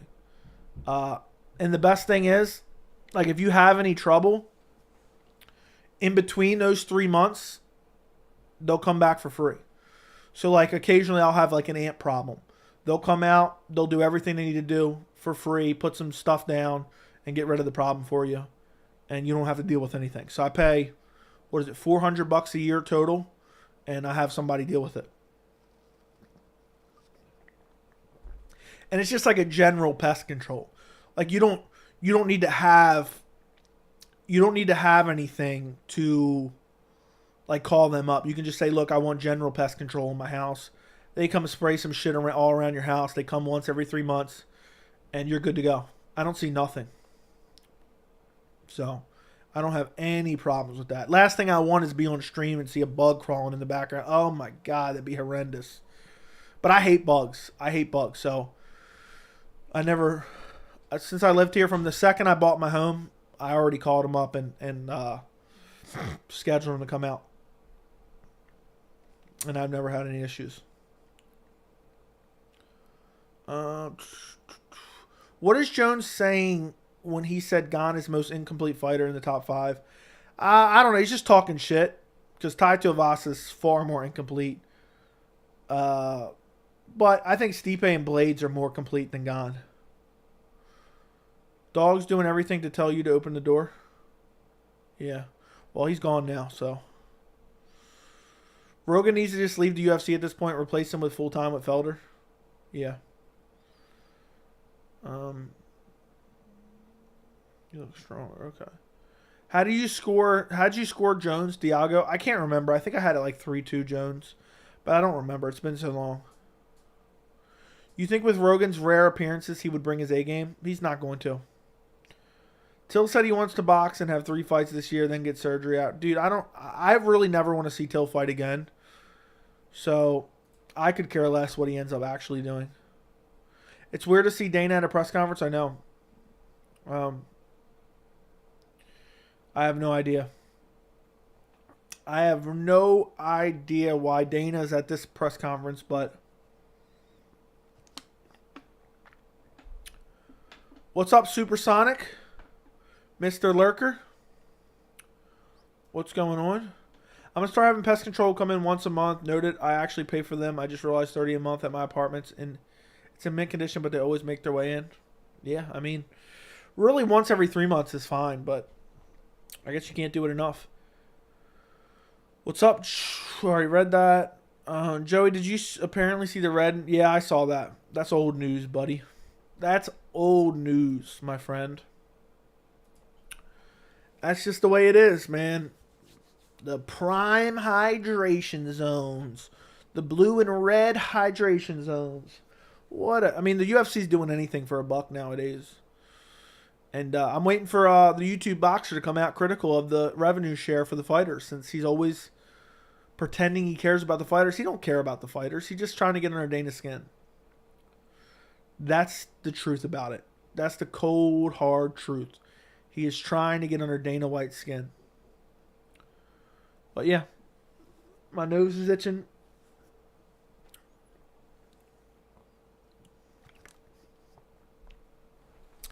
Jon and Ciryl look the same size. If not, Jon might look a tad bigger.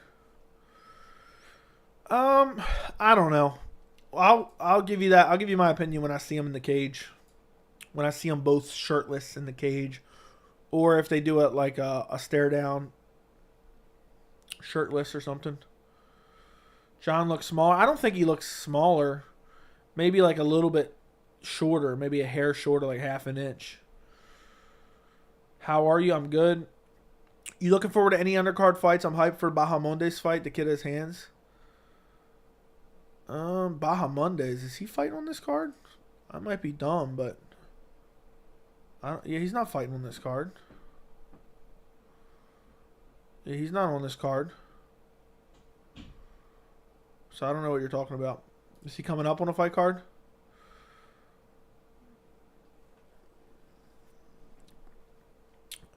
I don't know. I don't know what you're talking about. But as far as what I'm excited for undercard wise, I'm excited for Cody Garbrandt, Trevin Jones. I'm excited for Brunson, Dracus Duplessis. Viviane Araújo versus Amanda Ribas should be good. I think they're all solid fights. They're all solid fights. Guys, I'm going to go to the bathroom real quick. I'm going to go pee real quick. I will be right back. Like the stream, subscribe to the channel, send a $500 donation while I'm gone. I will be right back in like 30 seconds or less.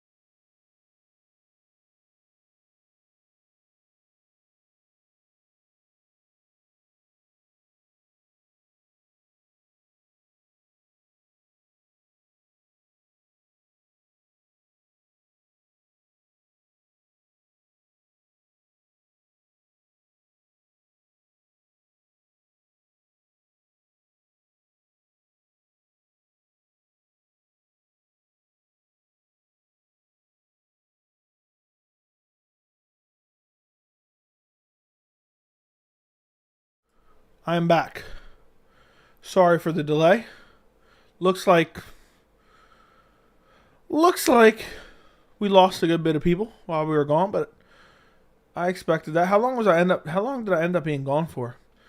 I ended up deciding to take my dog out. He usually doesn't go out this late.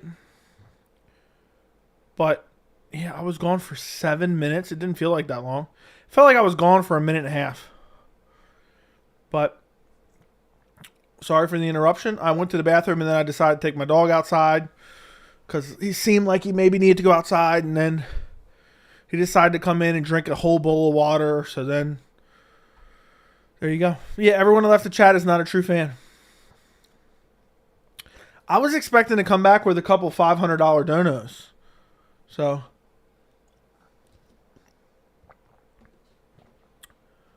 enough. Peace out. Adios. The worst part is, look, enough is enough. Dude, you act like you're paying me for this, King James. He DoorDashed a Wingstop chicken sandwich. You shut your mouth. No, I literally peed, then decided to take my dog out, took him outside. He went outside for like 2-3 minutes, came back in, then took like a 3-minute drink, drank his whole entire water bowl, and then came back upstairs, and I put him away, and then came in here. So, yeah. MMA Joey is a man of commitment, focus, and sheer fucking will. Now, I would say I'm probably 10% luck, 15% skill, 20% concentrated power of will. Everyone who left is not a real fan. Frank, I'm still dying. I'm still dying at the fact. You know your comment is going to live in infamy in the channel. Boston Crab. I think Jon Jones is gonna beat Ciryl Gane second round Boston Crab. What about the rest of the percentage? I don't remember. I rescinded the dono after 5 minutes. I don't know the rest of the lyrics. Yes, Joey, love your shows. We've been live for an hour and 50 minutes. Yeah, Frank, I don't know if you've been seeing it. We've been saying the Boston Crab nonstop. It's so funny. Every time I say it, I get a good giggle out of it. Yeah, dude. If I ever see Earth Rocker in person, he's always getting snippy on the channel. I'd definitely put him in the Boston Crab. I'll tell you that much right now. And there ain't shit he would do about it. Ain't shit he would do about it. Did Ali and Ariel get into an altercation? Not that I know of. I've never heard of this. That would have been all over the place. So anybody tell you that is just making it up. Anybody that don't tell you that, making it up. Do you remember when Jesse said it's okay to be in a relationship with a kid as long... I don't watch him, so I don't know. But that's a disturbing thing to say, an embarrassing thing to say. But I don't know. Some people are weird, I guess. Did you see the puck of Gane's hand? The puck? I don't know what you mean. I seen the scar on his hand. Like, people are like over-exaggerating like a scar on his hand. I have a scar on my hand. I don't know how well you can see it from here. I got a scar like right here. Same thing almost. Right there. Right there. Here, hold on. You guys want to see? Hold on. I'll show you. Let me see if I can find a picture of it when I first got it. Let me see. I think I have a video of it. When was that? Oh, here it is. Let's see. How do I save this? I don't know how I saved this. I don't know. I'm trying to figure out how I saved this. Okay, there we go. Download. Look, here's when I hurt my hand. You guys want to be disgusted?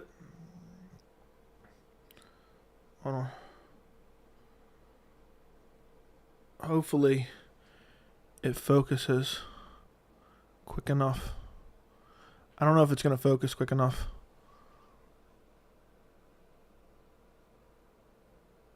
Yeah, of course, it doesn't focus at all.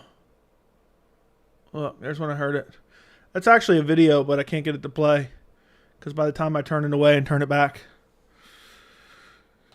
it's going to, yeah, now I'm probably already getting banned from YouTube for it. It all of a sudden said it's freezing up. But yeah, it literally just looked like he had a scar on his hand, to be honest. That's basically it. That's basically it to me. That's what it looked like to me. My hand was a balloon. Yeah. Ariel said today that him and Ali got into a scuffle a little while ago. Ali grabbed Ariel by the shirt and said, "You leave my fighter's name out of your mouth." And Ariel said, "Or what?" And was ready to fight. That's crazy. I guess. Not really. I guess that's crazy, but not really. Sounds like, okay. I saw Ariel trying to say Chael and Anthony Smith have to hold him back from going at Ali.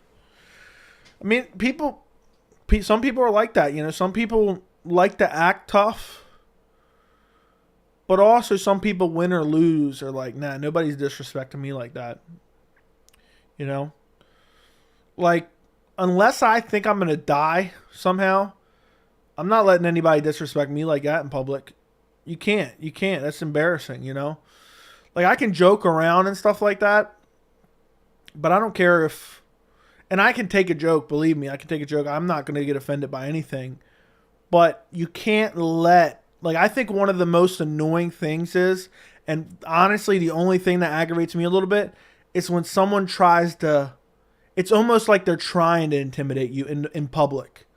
That's when I get, like, a little bit pissed off. I'm like, oh, no, this ain't happening. Because that's embarrassing, you know? Somebody tries to intimidate you in public.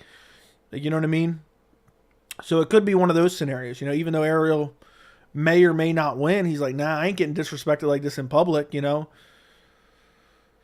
Like, imagine if Francis Ngannou smacked me in public, you know? I'm not going to win, but I ain't letting that go by. So, if that makes sense, I hope that makes sense. But yeah. People are saying, oh, his hand is swollen. It literally looked like his knuckle. But yeah, I didn't hear nothing about that. I don't really care about it, to be honest. That's not even MMA news. That's some shit a woman would care about. In my opinion, I mean, how is that even a story? Ariel says he got in scuffle 3 years ago with Ali Abdelaziz. Oh my God, that's the craziest thing I ever heard. No, I don't care. But I guess thanks for sharing it so I could give you my take on it. I can't believe we're almost at 285, guys. We're almost at UFC 285.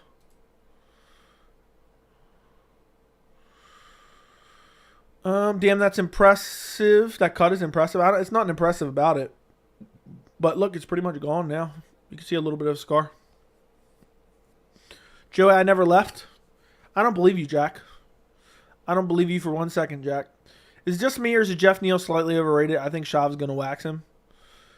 I think maybe people are a little bit too high on him from the Vicente Luque win. But I don't think he's overrated by any means. I think Jeff Neal's a very good fighter. I think he's close, if not one of the elite in the division. So, I think would be shocking to say that he's overrated, especially considering a lot of people think he's getting destroyed by Shavkat. If everyone was saying he was going to beat Shavkat, then I could say he was overrated. If anything, he's underrated because everyone's just completely writing him off. I think he has a legitimate chance to win that fight.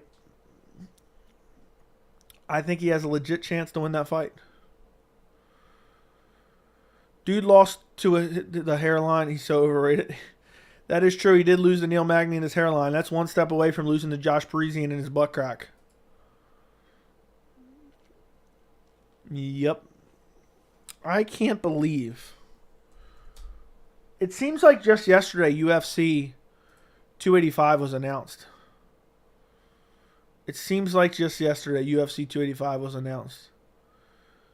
And, yeah.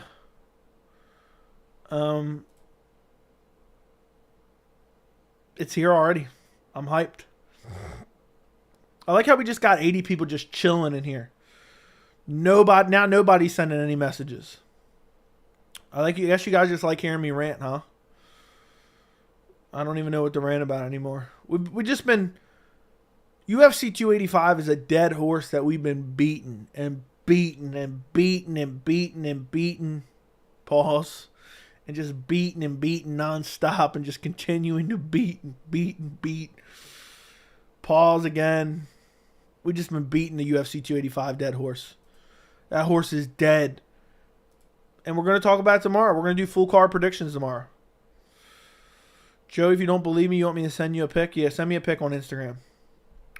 Let me see what kind of chef skills you got. Let's see what kind of chef skills you got. 2 pay-per-views in a month. What do you think about that? I love it. I love it. 2 big events. That's what I care about. And if they were shit events, then I'd be pissed. But considering they're good events, I'm happy. I'm very, very happy with that. I mean, they're really both solid events. I want to be watching when Karma finally catches up with Jones. I hope you are. I hope you are watching. Let's see. It might happen this Saturday. It might not. God, my Instagram story is hilarious. Locked and loaded for 285. Locked and loaded for 285. That's just the way it is, guys.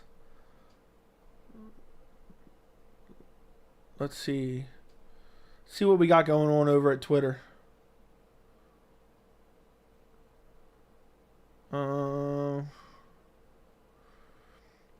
Yeah. Let's see. Hold on. I want to go check something out real quick. Yeah, James Lynch did it. He's on site for UFC 285. He did an interview with Chris Curtis and asked him about me. That's pretty funny. I think that's pretty funny.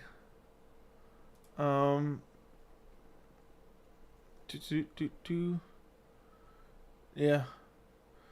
Pretty funny. Pretty funny. If you guys want to go check it out, go show him some support on his channel. You don't need to go right this second, but here's the video. He's got timestamps, and he has a timestamp in there when he asked him about me. He sent it to me right before I got on stream. But yeah, if you guys go check out that video after the fact, give it a comment too. Boost him in the algorithm. It's from his channel, so we can support that. But it's Chris Curtis on the Kelvin Gastelum fight, training with Joaquin Buckley in the 185-pound division. There's a timestamp. It's just, I'm dying laughing. It's just funny to me. Who would have thought? Who would have thought? But yeah, you guys can go check that out and comment on it, all that stuff. Give James a like. I just liked it myself. I'm gonna let it run in the background for some watch time. But yeah, James is there for UFC 285. For UFC 285. I'm gonna have to watch the full interview. I haven't watched the full interview yet. What's up? I'm here. You logging off? No, I'm not logging off yet. I'm not logging off yet. I don't know how long we're going to go tonight. It's 12:20. I don't know. I don't know. We might go 2 hours and 15 minutes. We might go 2.5 hours. We might go 4 hours. I don't know. For some reason, people just like lurking around and watching the streams, I guess. I know it doesn't mean months, but Jones oozed confidence tonight. I don't like that term, bro. I'm really not a big fan of that term. But yeah, I think Jones is super confident. I think Johnny Bones Jones is super confident.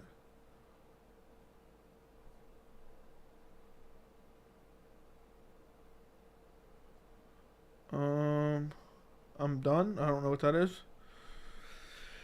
So Jon Jones is back. What do you think the next big thing people have been waiting for? The return of Conor McGregor. Which probably won't be till November, to be honest. Probably won't be till November. If I had to guess, I think it'll be an MSG in November. Do you think maybe technology is the reason we all feel like time is flying? It seems like we are all directed by so much at once. The time flies by. It's already March. It was just UFC 280. It could be. It could be. Technology definitely makes time fly by a little bit more. For me, my YouTube channel has made time fly by crazy fast. Like, I literally feel like I just sat here and started my channel, and now we're almost 2 years in. 2 years in. I remember thinking, like, I wonder where I'll be in a couple years, and now I'm here, you know. Now I'm wondering where I'll be in another 2 years. I wonder where I'll be. I'm really curious to see where the channel's at the end of this year. Because it's like YouTube grows in like a compound fashion. So like the more you grow, the more you're going to grow, if that makes sense. The more of an audience you have, the more YouTube's going to keep recommending you, and the more it'll branch out, more recommendations. So I'm curious where we're at the end of the year. My goal for the end of the year is 20K. I think I can hit it, but I thought I could maybe hit 10K by the end of last year, and we didn't get there. We're still not there yet. But you know how things go. It's boom and bust. Sometimes things are looking good. Sometimes things are going down. You never know. You never know. But I'm happy with everything that's going on right now. The views are looking good. The streams are being good. March is a massive month for MMA in general. And we get close to 100 people watching now. I remember having 1.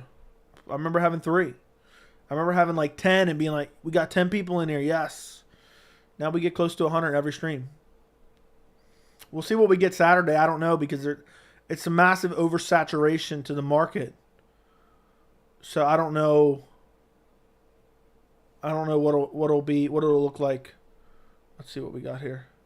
That is the ugliest burger I ever seen, Jack. What's up with that ugly ass bun? That bun looks like it's like 50 years old.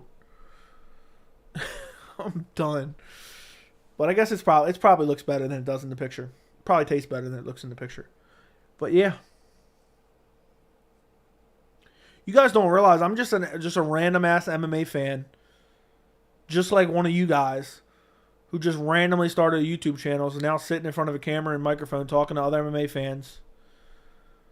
And I got idiots sending me their burger on Instagram, and it looks like shit. You definitely didn't cook that in your Venom gear, I'll tell you that much. Dude said cut me some slack. Dude, hey, as long as it tastes good, it don't matter, right? It doesn't matter. Dana said today on the podcast that Connor Chandler's potential locations, MSG, T-Mobile, Raiders, Dallas. It's going to be MSG, I think. I think it's going to be MSG. I think it'll be MSG. It's right around the corner. Before you know it, it'll be November. Earth Rocker's eating from BK. Ew. Ew. I can't believe dude's eating BK and saying it's good.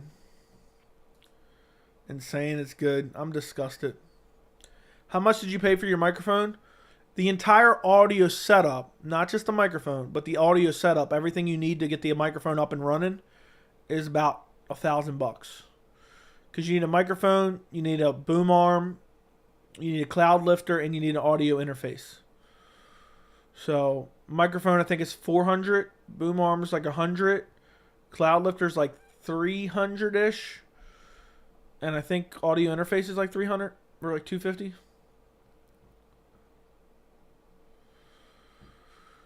Wingstop or your burger, for sure. I'd fly to your house right now and eat your burger before I... Ew, pause. That sounded gay. But I'd fly to your house right now before I went to Wingstop. But, yeah. That just didn't sound right. You know what I mean? I'll fly to your house and eat your burger. I don't know about all that. That sounds a little weird. But, yeah. He said Connor Chandler card will be stacked not like the last few Connor cards with lackluster undercards. Yeah, I don't believe a word Dana says, so who knows if it's actually going to happen. Who knows if it'll actually happen. They just opened a Wingstop by me. Don't go there. It's horrible. Sean's waiting to be on the next Connor card. Sean O'Malley, yeah. He's tweeting out he wants a title shot or something, like sign a contract. So I wonder if there's some type of holdup with Aljo and Henry. Why does UFC not try to indoor an NFL for pay-per-view, fear of not getting sold out. Yeah, they're not selling out those massive stadiums. Plus, like you can't. I mean, I guess I don't know. You can't really see very good in those arenas. So like selling those tickets up top aren't going to be enjoyable for the viewing experience at all. Yeah, James Lynch pumping out a bunch of interviews.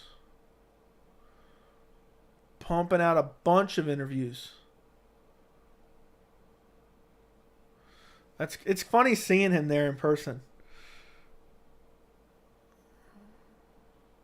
It'd be weird because you can tell how, James, you can tell his size next to fighters. It'd be funny seeing me there because I would look massive next to Sean Strickland in comparison, which is crazy. But that's pretty cool. You like Chinese food? No. If you could take each division as a whole and rank them on their technique, which division do you think would be the most skilled? Bantamweight.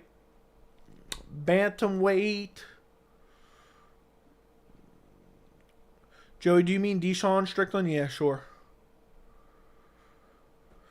Sushi? No. Nope. I wonder how long Sean O'Malley if he's going to take another fight. I doubt it. But he's going to be out a while till the end of the year at least, till he gets a shot. And who knows if Henry or Aljo could come out injured out of their fight, so they could be out 6 months. Sean O'Malley may not fight till next year. So he may be off this entire year. I wish he would fight Chito Vera for a rematch. I wish they would have made that fight. That was the fight to make. I don't know why they wouldn't make that. It makes perfect sense. But I guess if they both lose their next fight, they can still make that matchup, and it's still big. Stadiums aren't the same. Crowd can't see anything. It's just, yeah. That's why they always talk about that shit, but they never do it. They never, ever, ever do it, actually. So, that's why Dana's always talking about it, but never ends up happening. Let's X out of this. YouTube, UFC 285. UFC 285. Let's see what's live. What is going on here? Okay. I don't know. Joey, I saw a reservation you made. Okay. Stop, Jack. Just stop it. Do you ever have watch parties at your house for UFC, or do you just stream now? I used to have like one, maybe two friends over. But honestly, I don't really like watching the events with people, to be honest. So for most of the events, I just watch with my fiance. But now I just stream a lot of them. So she'll watch my stream along with the event downstairs while I'm up here streaming. But I used to have like a one or two friends come over who were like kind of casual, but like not necessarily full casual fans, but like in the middle of casual and hardcore. So, is your fiance? She's been watching as long as I have. So yeah. I mean, she's not as hardcore of a fan as I am, but she knows a good bit. I used to keep track of our picks before I started my channel. The last 2 years before I started the channel, I tracked our title picks, and she beat me both years in a row, which was annoying as hell, actually. How the hell is Tatiana in the pound for pound? Women's pound for pound is garbage. All pound for pound rankings are garbage in general. What about Sean versus the winner next week for the title challenger? I like it. I would like to see the Merab or the Jan rematch, but the UFC's never putting him back in there with Jan or Merab. Joe Rogan's dad just exposed him on Twitter. What did he do? I saw something like that last time I was on. Let me see. Apparently Joe Rogan's... You hear? Is this even real? Lied about me. Your father. If you lied about your father, what do you give up the world? You're some old man. Just had enough. If you can't talk to me Is You're it, a punk ass. That's all you are. who You knows? got all the money, everything, but you know what you don't have? You don't have no heart, and I'm gonna tell you something. Yeah, who knows what this guy's saying though? You ain't got two balls. I don't want to talk to your father because you couldn't handle me. 81 years old. You couldn't handle this guy right here. And when you Yeah, who knows what this guy's saying? This guy's probably some fraud. Or who knows? I mean, he could just want money. Like, he could have nothing to do with Rogan his whole life, and now he wants money. So, I'm not even going to give my opinion. From now on, tell us her picks so we can bet on them. Yeah. I haven't kept track of them since I started the YouTube channel, but I should. He wants that spot. Yeah, exactly, dude. This just, a lot of parents are like that, especially when you're estranged.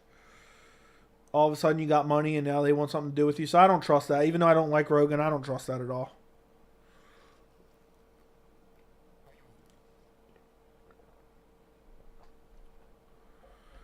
Yeah, I don't want to sit there chatting it up with 20 people while the fight's run. So, I'm not a big fan of having like even if I had 10 friends to get together to watch UFC, which I only know like 3 people that even casually watch UFC. So I can maybe get 3 people. It's not enjoyable. I wouldn't want to. Do you know when I saw that I was thinking it could be an actor pretending? Yeah. Thanks for everything you do for the channel. You're knowledgeable and honest. You got a new fan. Thank you, Dalton. I'm glad you found the channel. How recently did you find the channel, my friend? But yeah. I do my best. I do my best. Gone win. What are you saying, Joey? Nah, Jon Jones wins. Jon Jones by stoppage. I got Johnny Bone Jones by stoppage. So... that's what I got. What's the coolest piece of memorabilia you were gifted? Robbie Lawler, Rory McDonald, stare down, both autographed. And that's what I got. Chimaev is my favorite fighter. When he fights, I feel like my heart is about to go out of my chest. He's just so intense. That sounds like a little bit more than favorite fighter, if you ask me. Dudes make it. Yeah, I know what you mean, though. I know what you mean. When I catch a glimpse of Chimaev, my heart's just pounding out of my chest too.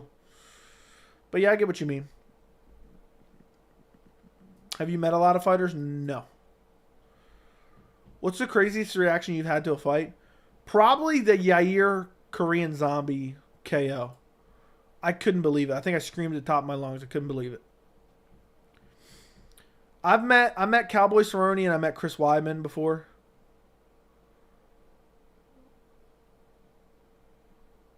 Is my comment not there, bro? Damn, getting a little hostile in the chat, dude. Calm it down. Could Gane throw a head kick in Jones' head just decapitate to be enough to make you faint? If he got decapitated, yes. Actual decapitation? Yeah. That'd be nuts. Interested to see where Jones gets ranked pound for pound if he wins. You don't need to be interested, I'll tell you.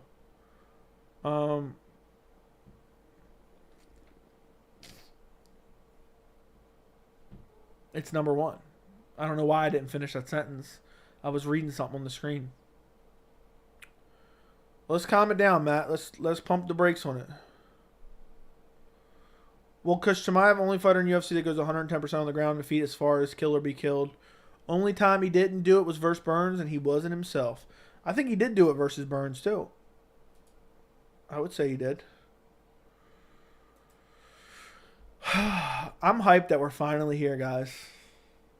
It's Friday. It's technically tomorrow. I know it's just after midnight, but technically on the East Coast, tomorrow is the day that UFC 285 goes down. We've gone for 2 hours and 20 minutes, guys. 2 hours and 20 minutes. Let's see what kind of live streams are going on right now.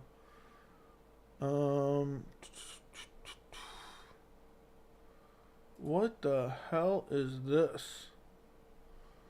What the hell is this? How long should we go for the stream? What do you guys think? How long should we stream for? We'll go 2.5 hours. I mean, that's not that far away, but we'll go 2.5. We'll go 2.5. Look, if you get the likes over. Look, we got 87 people in here right now. If we get over 80 likes, I'll go for 2 hours and 45 minutes. So I'll go for another half hour. If we get over 80 likes. 80 likes. Look, we'll do 80 likes, or I'll sell my time too. 80 likes or a $20 super chat. We'll go almost 3 hours. We'll go almost 3 hours. That's your choices. Joey, get me to my work break at 3. Jeez Louise, dude. That's asking a little bit too much.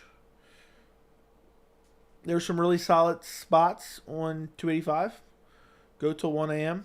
That's what we'll probably do, roughly. Just get the likes up, and no cheating. All right. I have $15,000. That's crazy. Warriors tonight plus Gane 1K to win 4,400. One half already done. Keep this stream up. Maybe I will. Maybe I won't. Maybe I will. Maybe I won't. I don't like to be told what to do. Blue Cheese Bandit lurking hard. Who else is lurking in the chat? Is there anyone right now who's watching who's not subscribed? Go subscribe right this second. Go subscribe right this second. I want to see my subscriber count go up right now. So, what time are you starting the live stream on Saturday? Roughly 6 to 7 p.m. Eastern. 6 to 7 p.m. Eastern is what time. Not sold on the Jones return. Giants fan, thank you for the $20 dono, man. We got the likes, but I appreciate the dono regardless. Easy decision. Appreciate the streams always, Joey. It never ceased to amaze me, man. Thank you. I appreciate you. I'm glad you get value out of the streams. I enjoyed doing the streams. So if you guys enjoy the streams as much as I enjoy doing them, it's perfect. It's perfect. To think of it, 2 years ago, the channel didn't even exist. 2 years ago, I was a month away from starting the channel, almost exactly. A month away from starting the channel, almost exactly. Alpha said he's lurking in the shower. Yeah. If anybody's watching and they're watching in the shower right now, make sure you send a super chat so I know. That's the only way I really know if you're lurking in the shower. You have to send a $20 dono too, to just let me know, you know. Well, I first found your channel yesterday when I was watching Cody versus Trevin prediction. What did you think of the prediction video? But I'm glad you found the channel. Happy to have you as part of the channel, and happy to have you as part of the community. Well, thank you again for the $20 super chat, Giants fan 97. Appreciate you, man. If Cody loses, does the career come the biggest downfall of all time? It's up there. I mean, Henan Barral had a pretty bad career downfall. Johnny Hendricks had a pretty bad career downfall. So, these MFers who donate regularly must have money trees in their backyard. Jack, when you get a job, I expect donations all the time. Look, I want this channel to be full-time channel next year. Imagine what I can do. Imagine if I'm making. So think about it. I run this channel right now. I don't make a lot of money off this channel. Okay, I don't make a lot at all. Okay, imagine the level of full-time content when I'm making good money off my channel. You guys have no idea. I'm gonna be live 24/7. I'll give you 24/7 streams. What does a bad loss do for Jon's legacy? The narrative will be he took time off, he aged, he regressed, and he's just not the man that he once was. And that may be a true narrative. So that'll be the narrative. I think he'll still go down as the GOAT, but never be able to get a hold of that heavyweight title. But that's if he, like, I don't think he's going to lose badly. I don't think he's going to come out and look terrible. I mean, he would have to get, like, caught early and KO'd, and they would probably do a rematch in that case. You know, if he just got Jorge Masvidal flatlined, Ben Askren style. But, yeah. Damn you, TJ Dillashaw. Yeah, TJ Dillashaw took a lot of careers, in my opinion. Took Henry Morales' career, took Cody Garbrandt's chin and soul.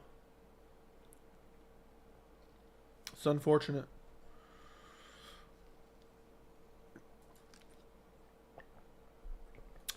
It's very, very unfortunate. If Jon loses, he best not retire. This is my first event watching him live. I don't think he'll retire if he loses. I don't think he'll retire if he loses. So top 3 of all time, Jones, GSP, Mighty Mouse. Agree, you agree?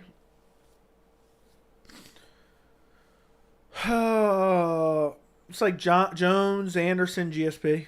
Mighty Mouse is in the conversation as well. I only watched your Cody video because it was you, Joey. Otherwise, that video is garbage. Why is that video garbage? You clown. Immediate rematch possible if Gane catches Jones fast. Yes. Yeah, I think there will be an immediate rematch if he gets KO'd brutally early somehow. Reyes and no knees. Santos had a field day with Jones. Looks where things are now. Jones would have been declining right along with him had he stayed. I don't know if that's the case, man. I don't know if that's the case. The Jon Jones curse lives on. Anderson Silver, definitely got to be top 3 all time. Okay. Predictions for the main fights, please. Bo Nickel, first round sub. Mateus Gamrot decision. Shavkat, second round TKO. Shevchenko decision. Johnny Bones Jones, 4th round TKO. Ground and pound TKO. Anderson arguably lost his last 9 fights. That doesn't mean anything. That doesn't detract from his resume before that. Like, if Jones loses, that doesn't detract from the resume he had at light heavyweight. Does Jones fart on the Gane north-south? What? Yeah, he farts on a north-south position. Right before he puts him in the Boston Crab. Jones is gonna put him in the Boston Crab and then just fart all over him. That's the way I see it going down. Imagine Jones just gets body kicked right away and he just clearly has diarrhea all over his shorts. And Herbert Dean just waves off the fight. And we have to hear Bruce Buffer. Do we declare the winner by first round diarrhea kick? Ciryl Gane. Can we talk about the fact Jon Jones keeps calling him Ciryl? Dude keeps calling him Ciryl. Which is hilarious. Doesn't Thiago hurting his shins and knees by Jon checking his kicks count as Jon doing damage? Yep. I don't know. People are too focused on those fights, I think. Those guys were both very good. Arguably better than Ciryl Gane was. Is now. Not was. Is now. I would say. Light heavyweight is far more skilled than heavyweight. It means everything. It doesn't mean anything. Would the Boston Crab be legal? I can't see why not. I can't see why not. It's no different than an E-bar. God, there was nothing that would give me more joy than Jon Jones putting Ciryl Gane in the Boston Crab. I swear to God, I would lose my fucking mind laughing my ass off. I'd probably die on stream laughing so hard. If he put him in the Boston Crab, aka the Walls of Jericho, I would lose my mind. It would be the funniest thing in MMA. Jon called me to oil him up in the back before the fight. You'd like that, wouldn't you? You'd probably like that, wouldn't you, bro? Oiling Jon Jones' heavyweight body up.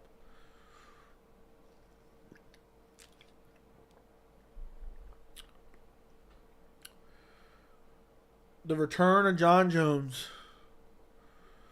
Dude fought all the way back in February 2020. I hate how people say ring rust, but Jon Jones is not Joanna or Luke or other vets who came back after a long layoff. This is Jon Jones we're talking about here. Yeah, Dominic Cruz didn't really have trouble when he came back after a long layoff when he fought Takeo Mitsugaki. Dude looked better than ever. There's some guys that come back after long layoffs, and John mentioned it in the press conference, and I mentioned this in my prediction video long before the press conference. John has always looked good coming back after a long layoff. He looked good when he returned against Daniel Cormier. He looked good when he returns against Gustafsson. Let's look him up real quick. Let's look it up. So, I think it was the second Daniel Cormier fight. He was off for a good bit. So, the second Daniel Cormier fight,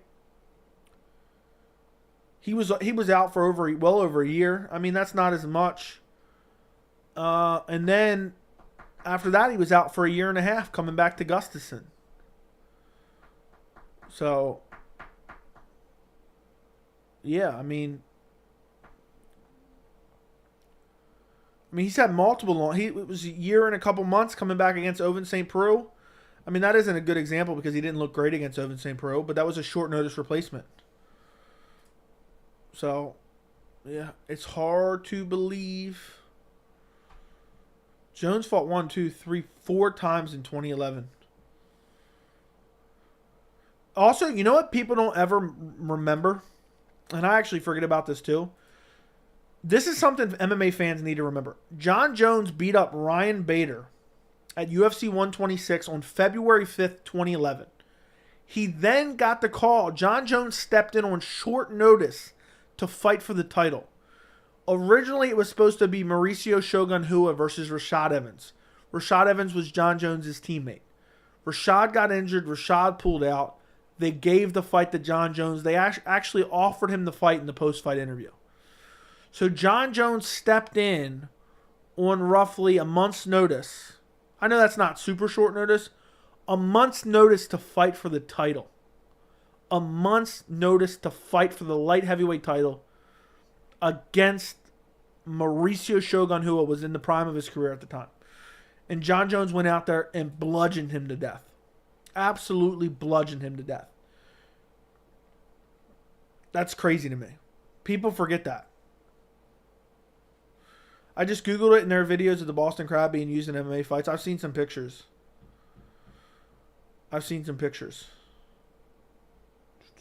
Joe, if you keep this stream up, oh, I don't need all that. I don't need that mentioned in my thing. Dude, if you become a member, all the streams are always up. I don't take down very many of them. I just private a couple of them for member streams. So I'm not blowing up the algorithm with streams. So if you become a member, you get all those streams. There's like 30 streams you can go back and watch right now. Probably more.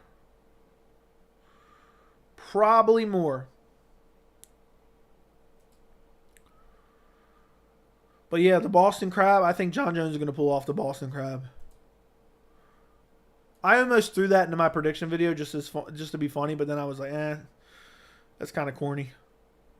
I was going to be like, for my official prediction, I am going Jon Jones, 4th round, Boston Crab. But then I was going to say I was kidding, but then I thought it kind of made the video corny. An ankle lock would be pretty gnarly as well. I don't know if an ankle lock would be considered small joint manipulation.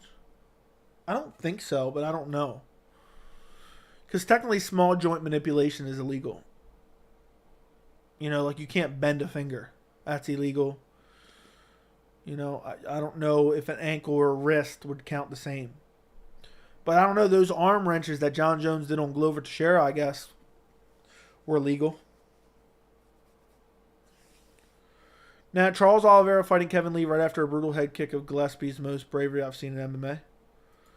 That's bravery? All right, I'll take it. I'll accept it. I'll take your word for it.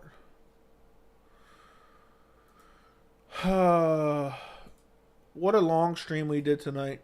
And we'll do another. We're going to do like a 2 to 3 hour stream tomorrow night, depending on how I'm feeling. Yeah, I should have just predicted him by Boston Crab and just left it at that. Just left it as at that, to be honest. I'm going Jon Jones, 4th round, Boston Crab. People would have been like, what the fuck is this guy on? What is this guy talking about, huh? What the hell is this guy talking about? Yeah. So that would have been pretty funny. But nah, that would have ruined the credibility of the video. Mighty Mouse definitely top 4 all time. I agree.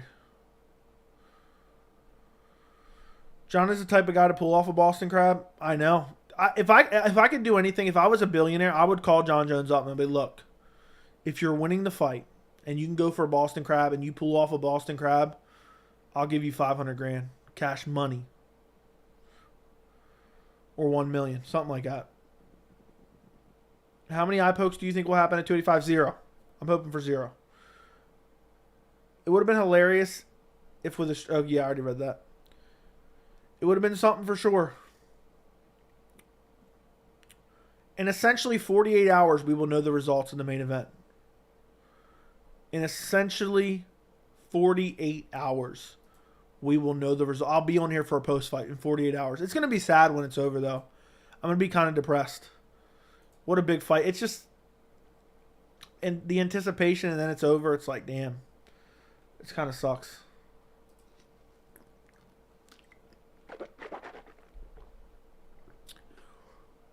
There's a guy, I just searched UFC.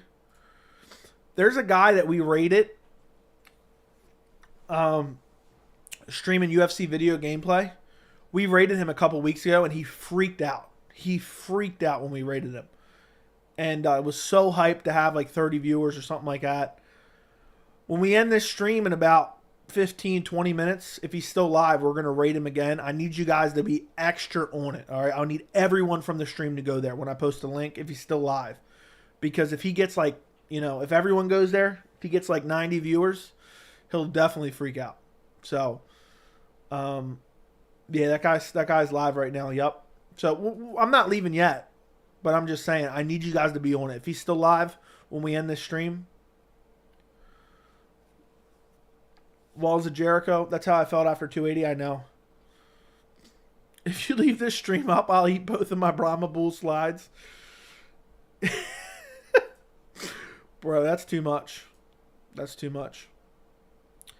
I'll be the greeting from Boston Crab once you send us to the guy. Oh, my goodness. Nah, I don't know what you should say. I'm trying to think of something funny. Have you seen the video of Shavkat getting dropped badly and saved by the bell in a previous organization? I feel like I saw that somewhere at some point, but I don't really remember it off the top of my head.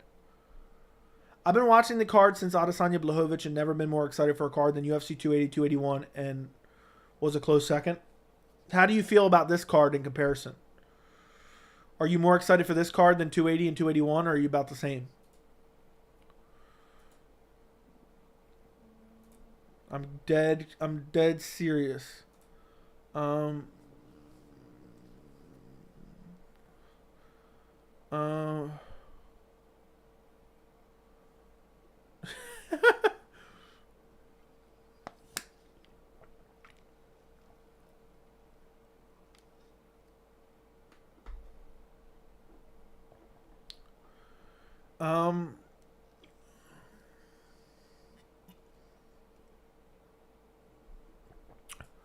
Ooh. Damn. That is so weird. That is so weird. Somebody just sent me on something on Discord. And let me just say, that is weird as hell.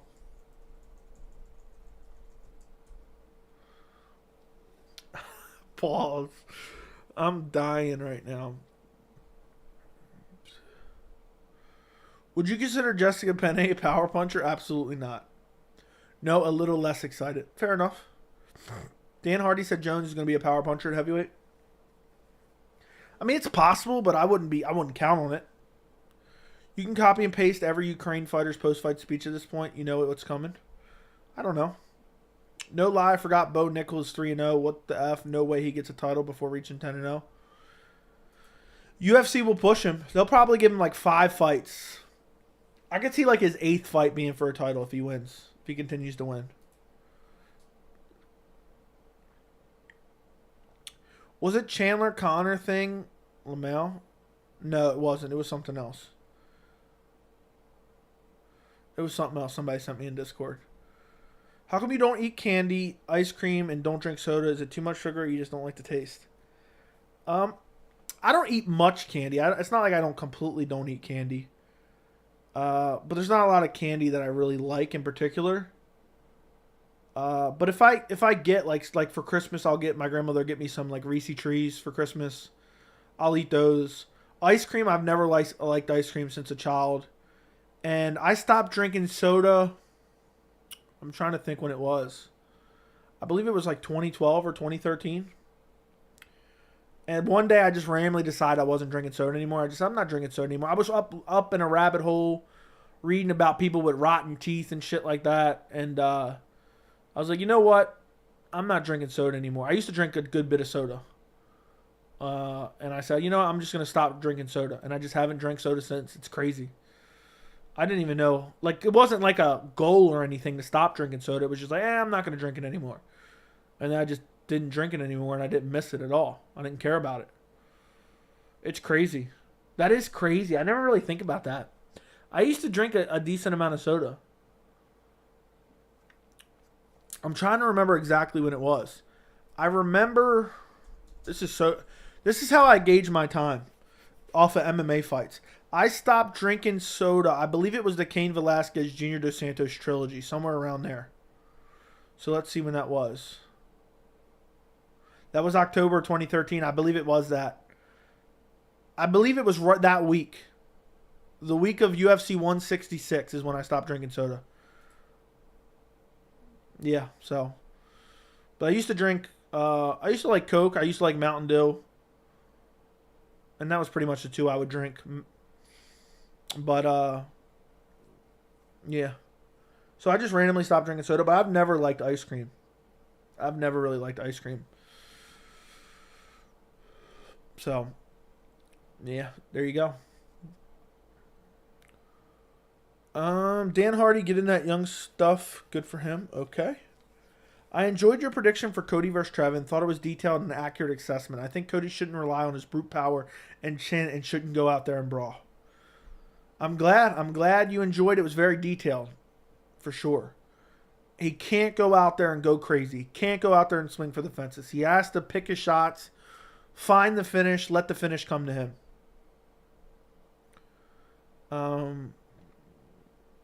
It's funny seeing Jones' fake emotions on Embedded. I haven't seen it. Yo, is it? Yeah, it is that guy. It is that guy. Rogan is a broken record when it comes to the effect of soda in America. Really? I don't listen to Rogan, so I don't know. And now you are drinking tons of water. I've been drinking tons of water since 2013, so I've been for 10 years. I haven't drank soda in 10 years. That's crazy. Seems like just yesterday I randomly decided. I said, it was just out of nowhere. So I'm not going to drink soda anymore. And then boom, I didn't. So you haven't had soda since then, and you've been straight water since then, not even juice. Now I drink sweet tea. I wouldn't say a lot, but I wouldn't say a little. Couple times a week. And other than that, it's just water and an occasional Gatorade. Like if I'm really thirsty, if I'm outside like working in the heat or something, I'll drink a Gatorade. Or, you know, like the other day, I think last Thursday, it was pretty hot where I was at. Not hot, but like it was like 80 degrees. I took a Gatorade with me to go play disc golf. I know that sounds crazy, but it's more athletic than you would think, to be honest. But I very rarely drink Gatorade unless I'm like crazy thirsty. I don't even really buy Gatorade. Like if you go in my refrigerator, all I have is water. You know.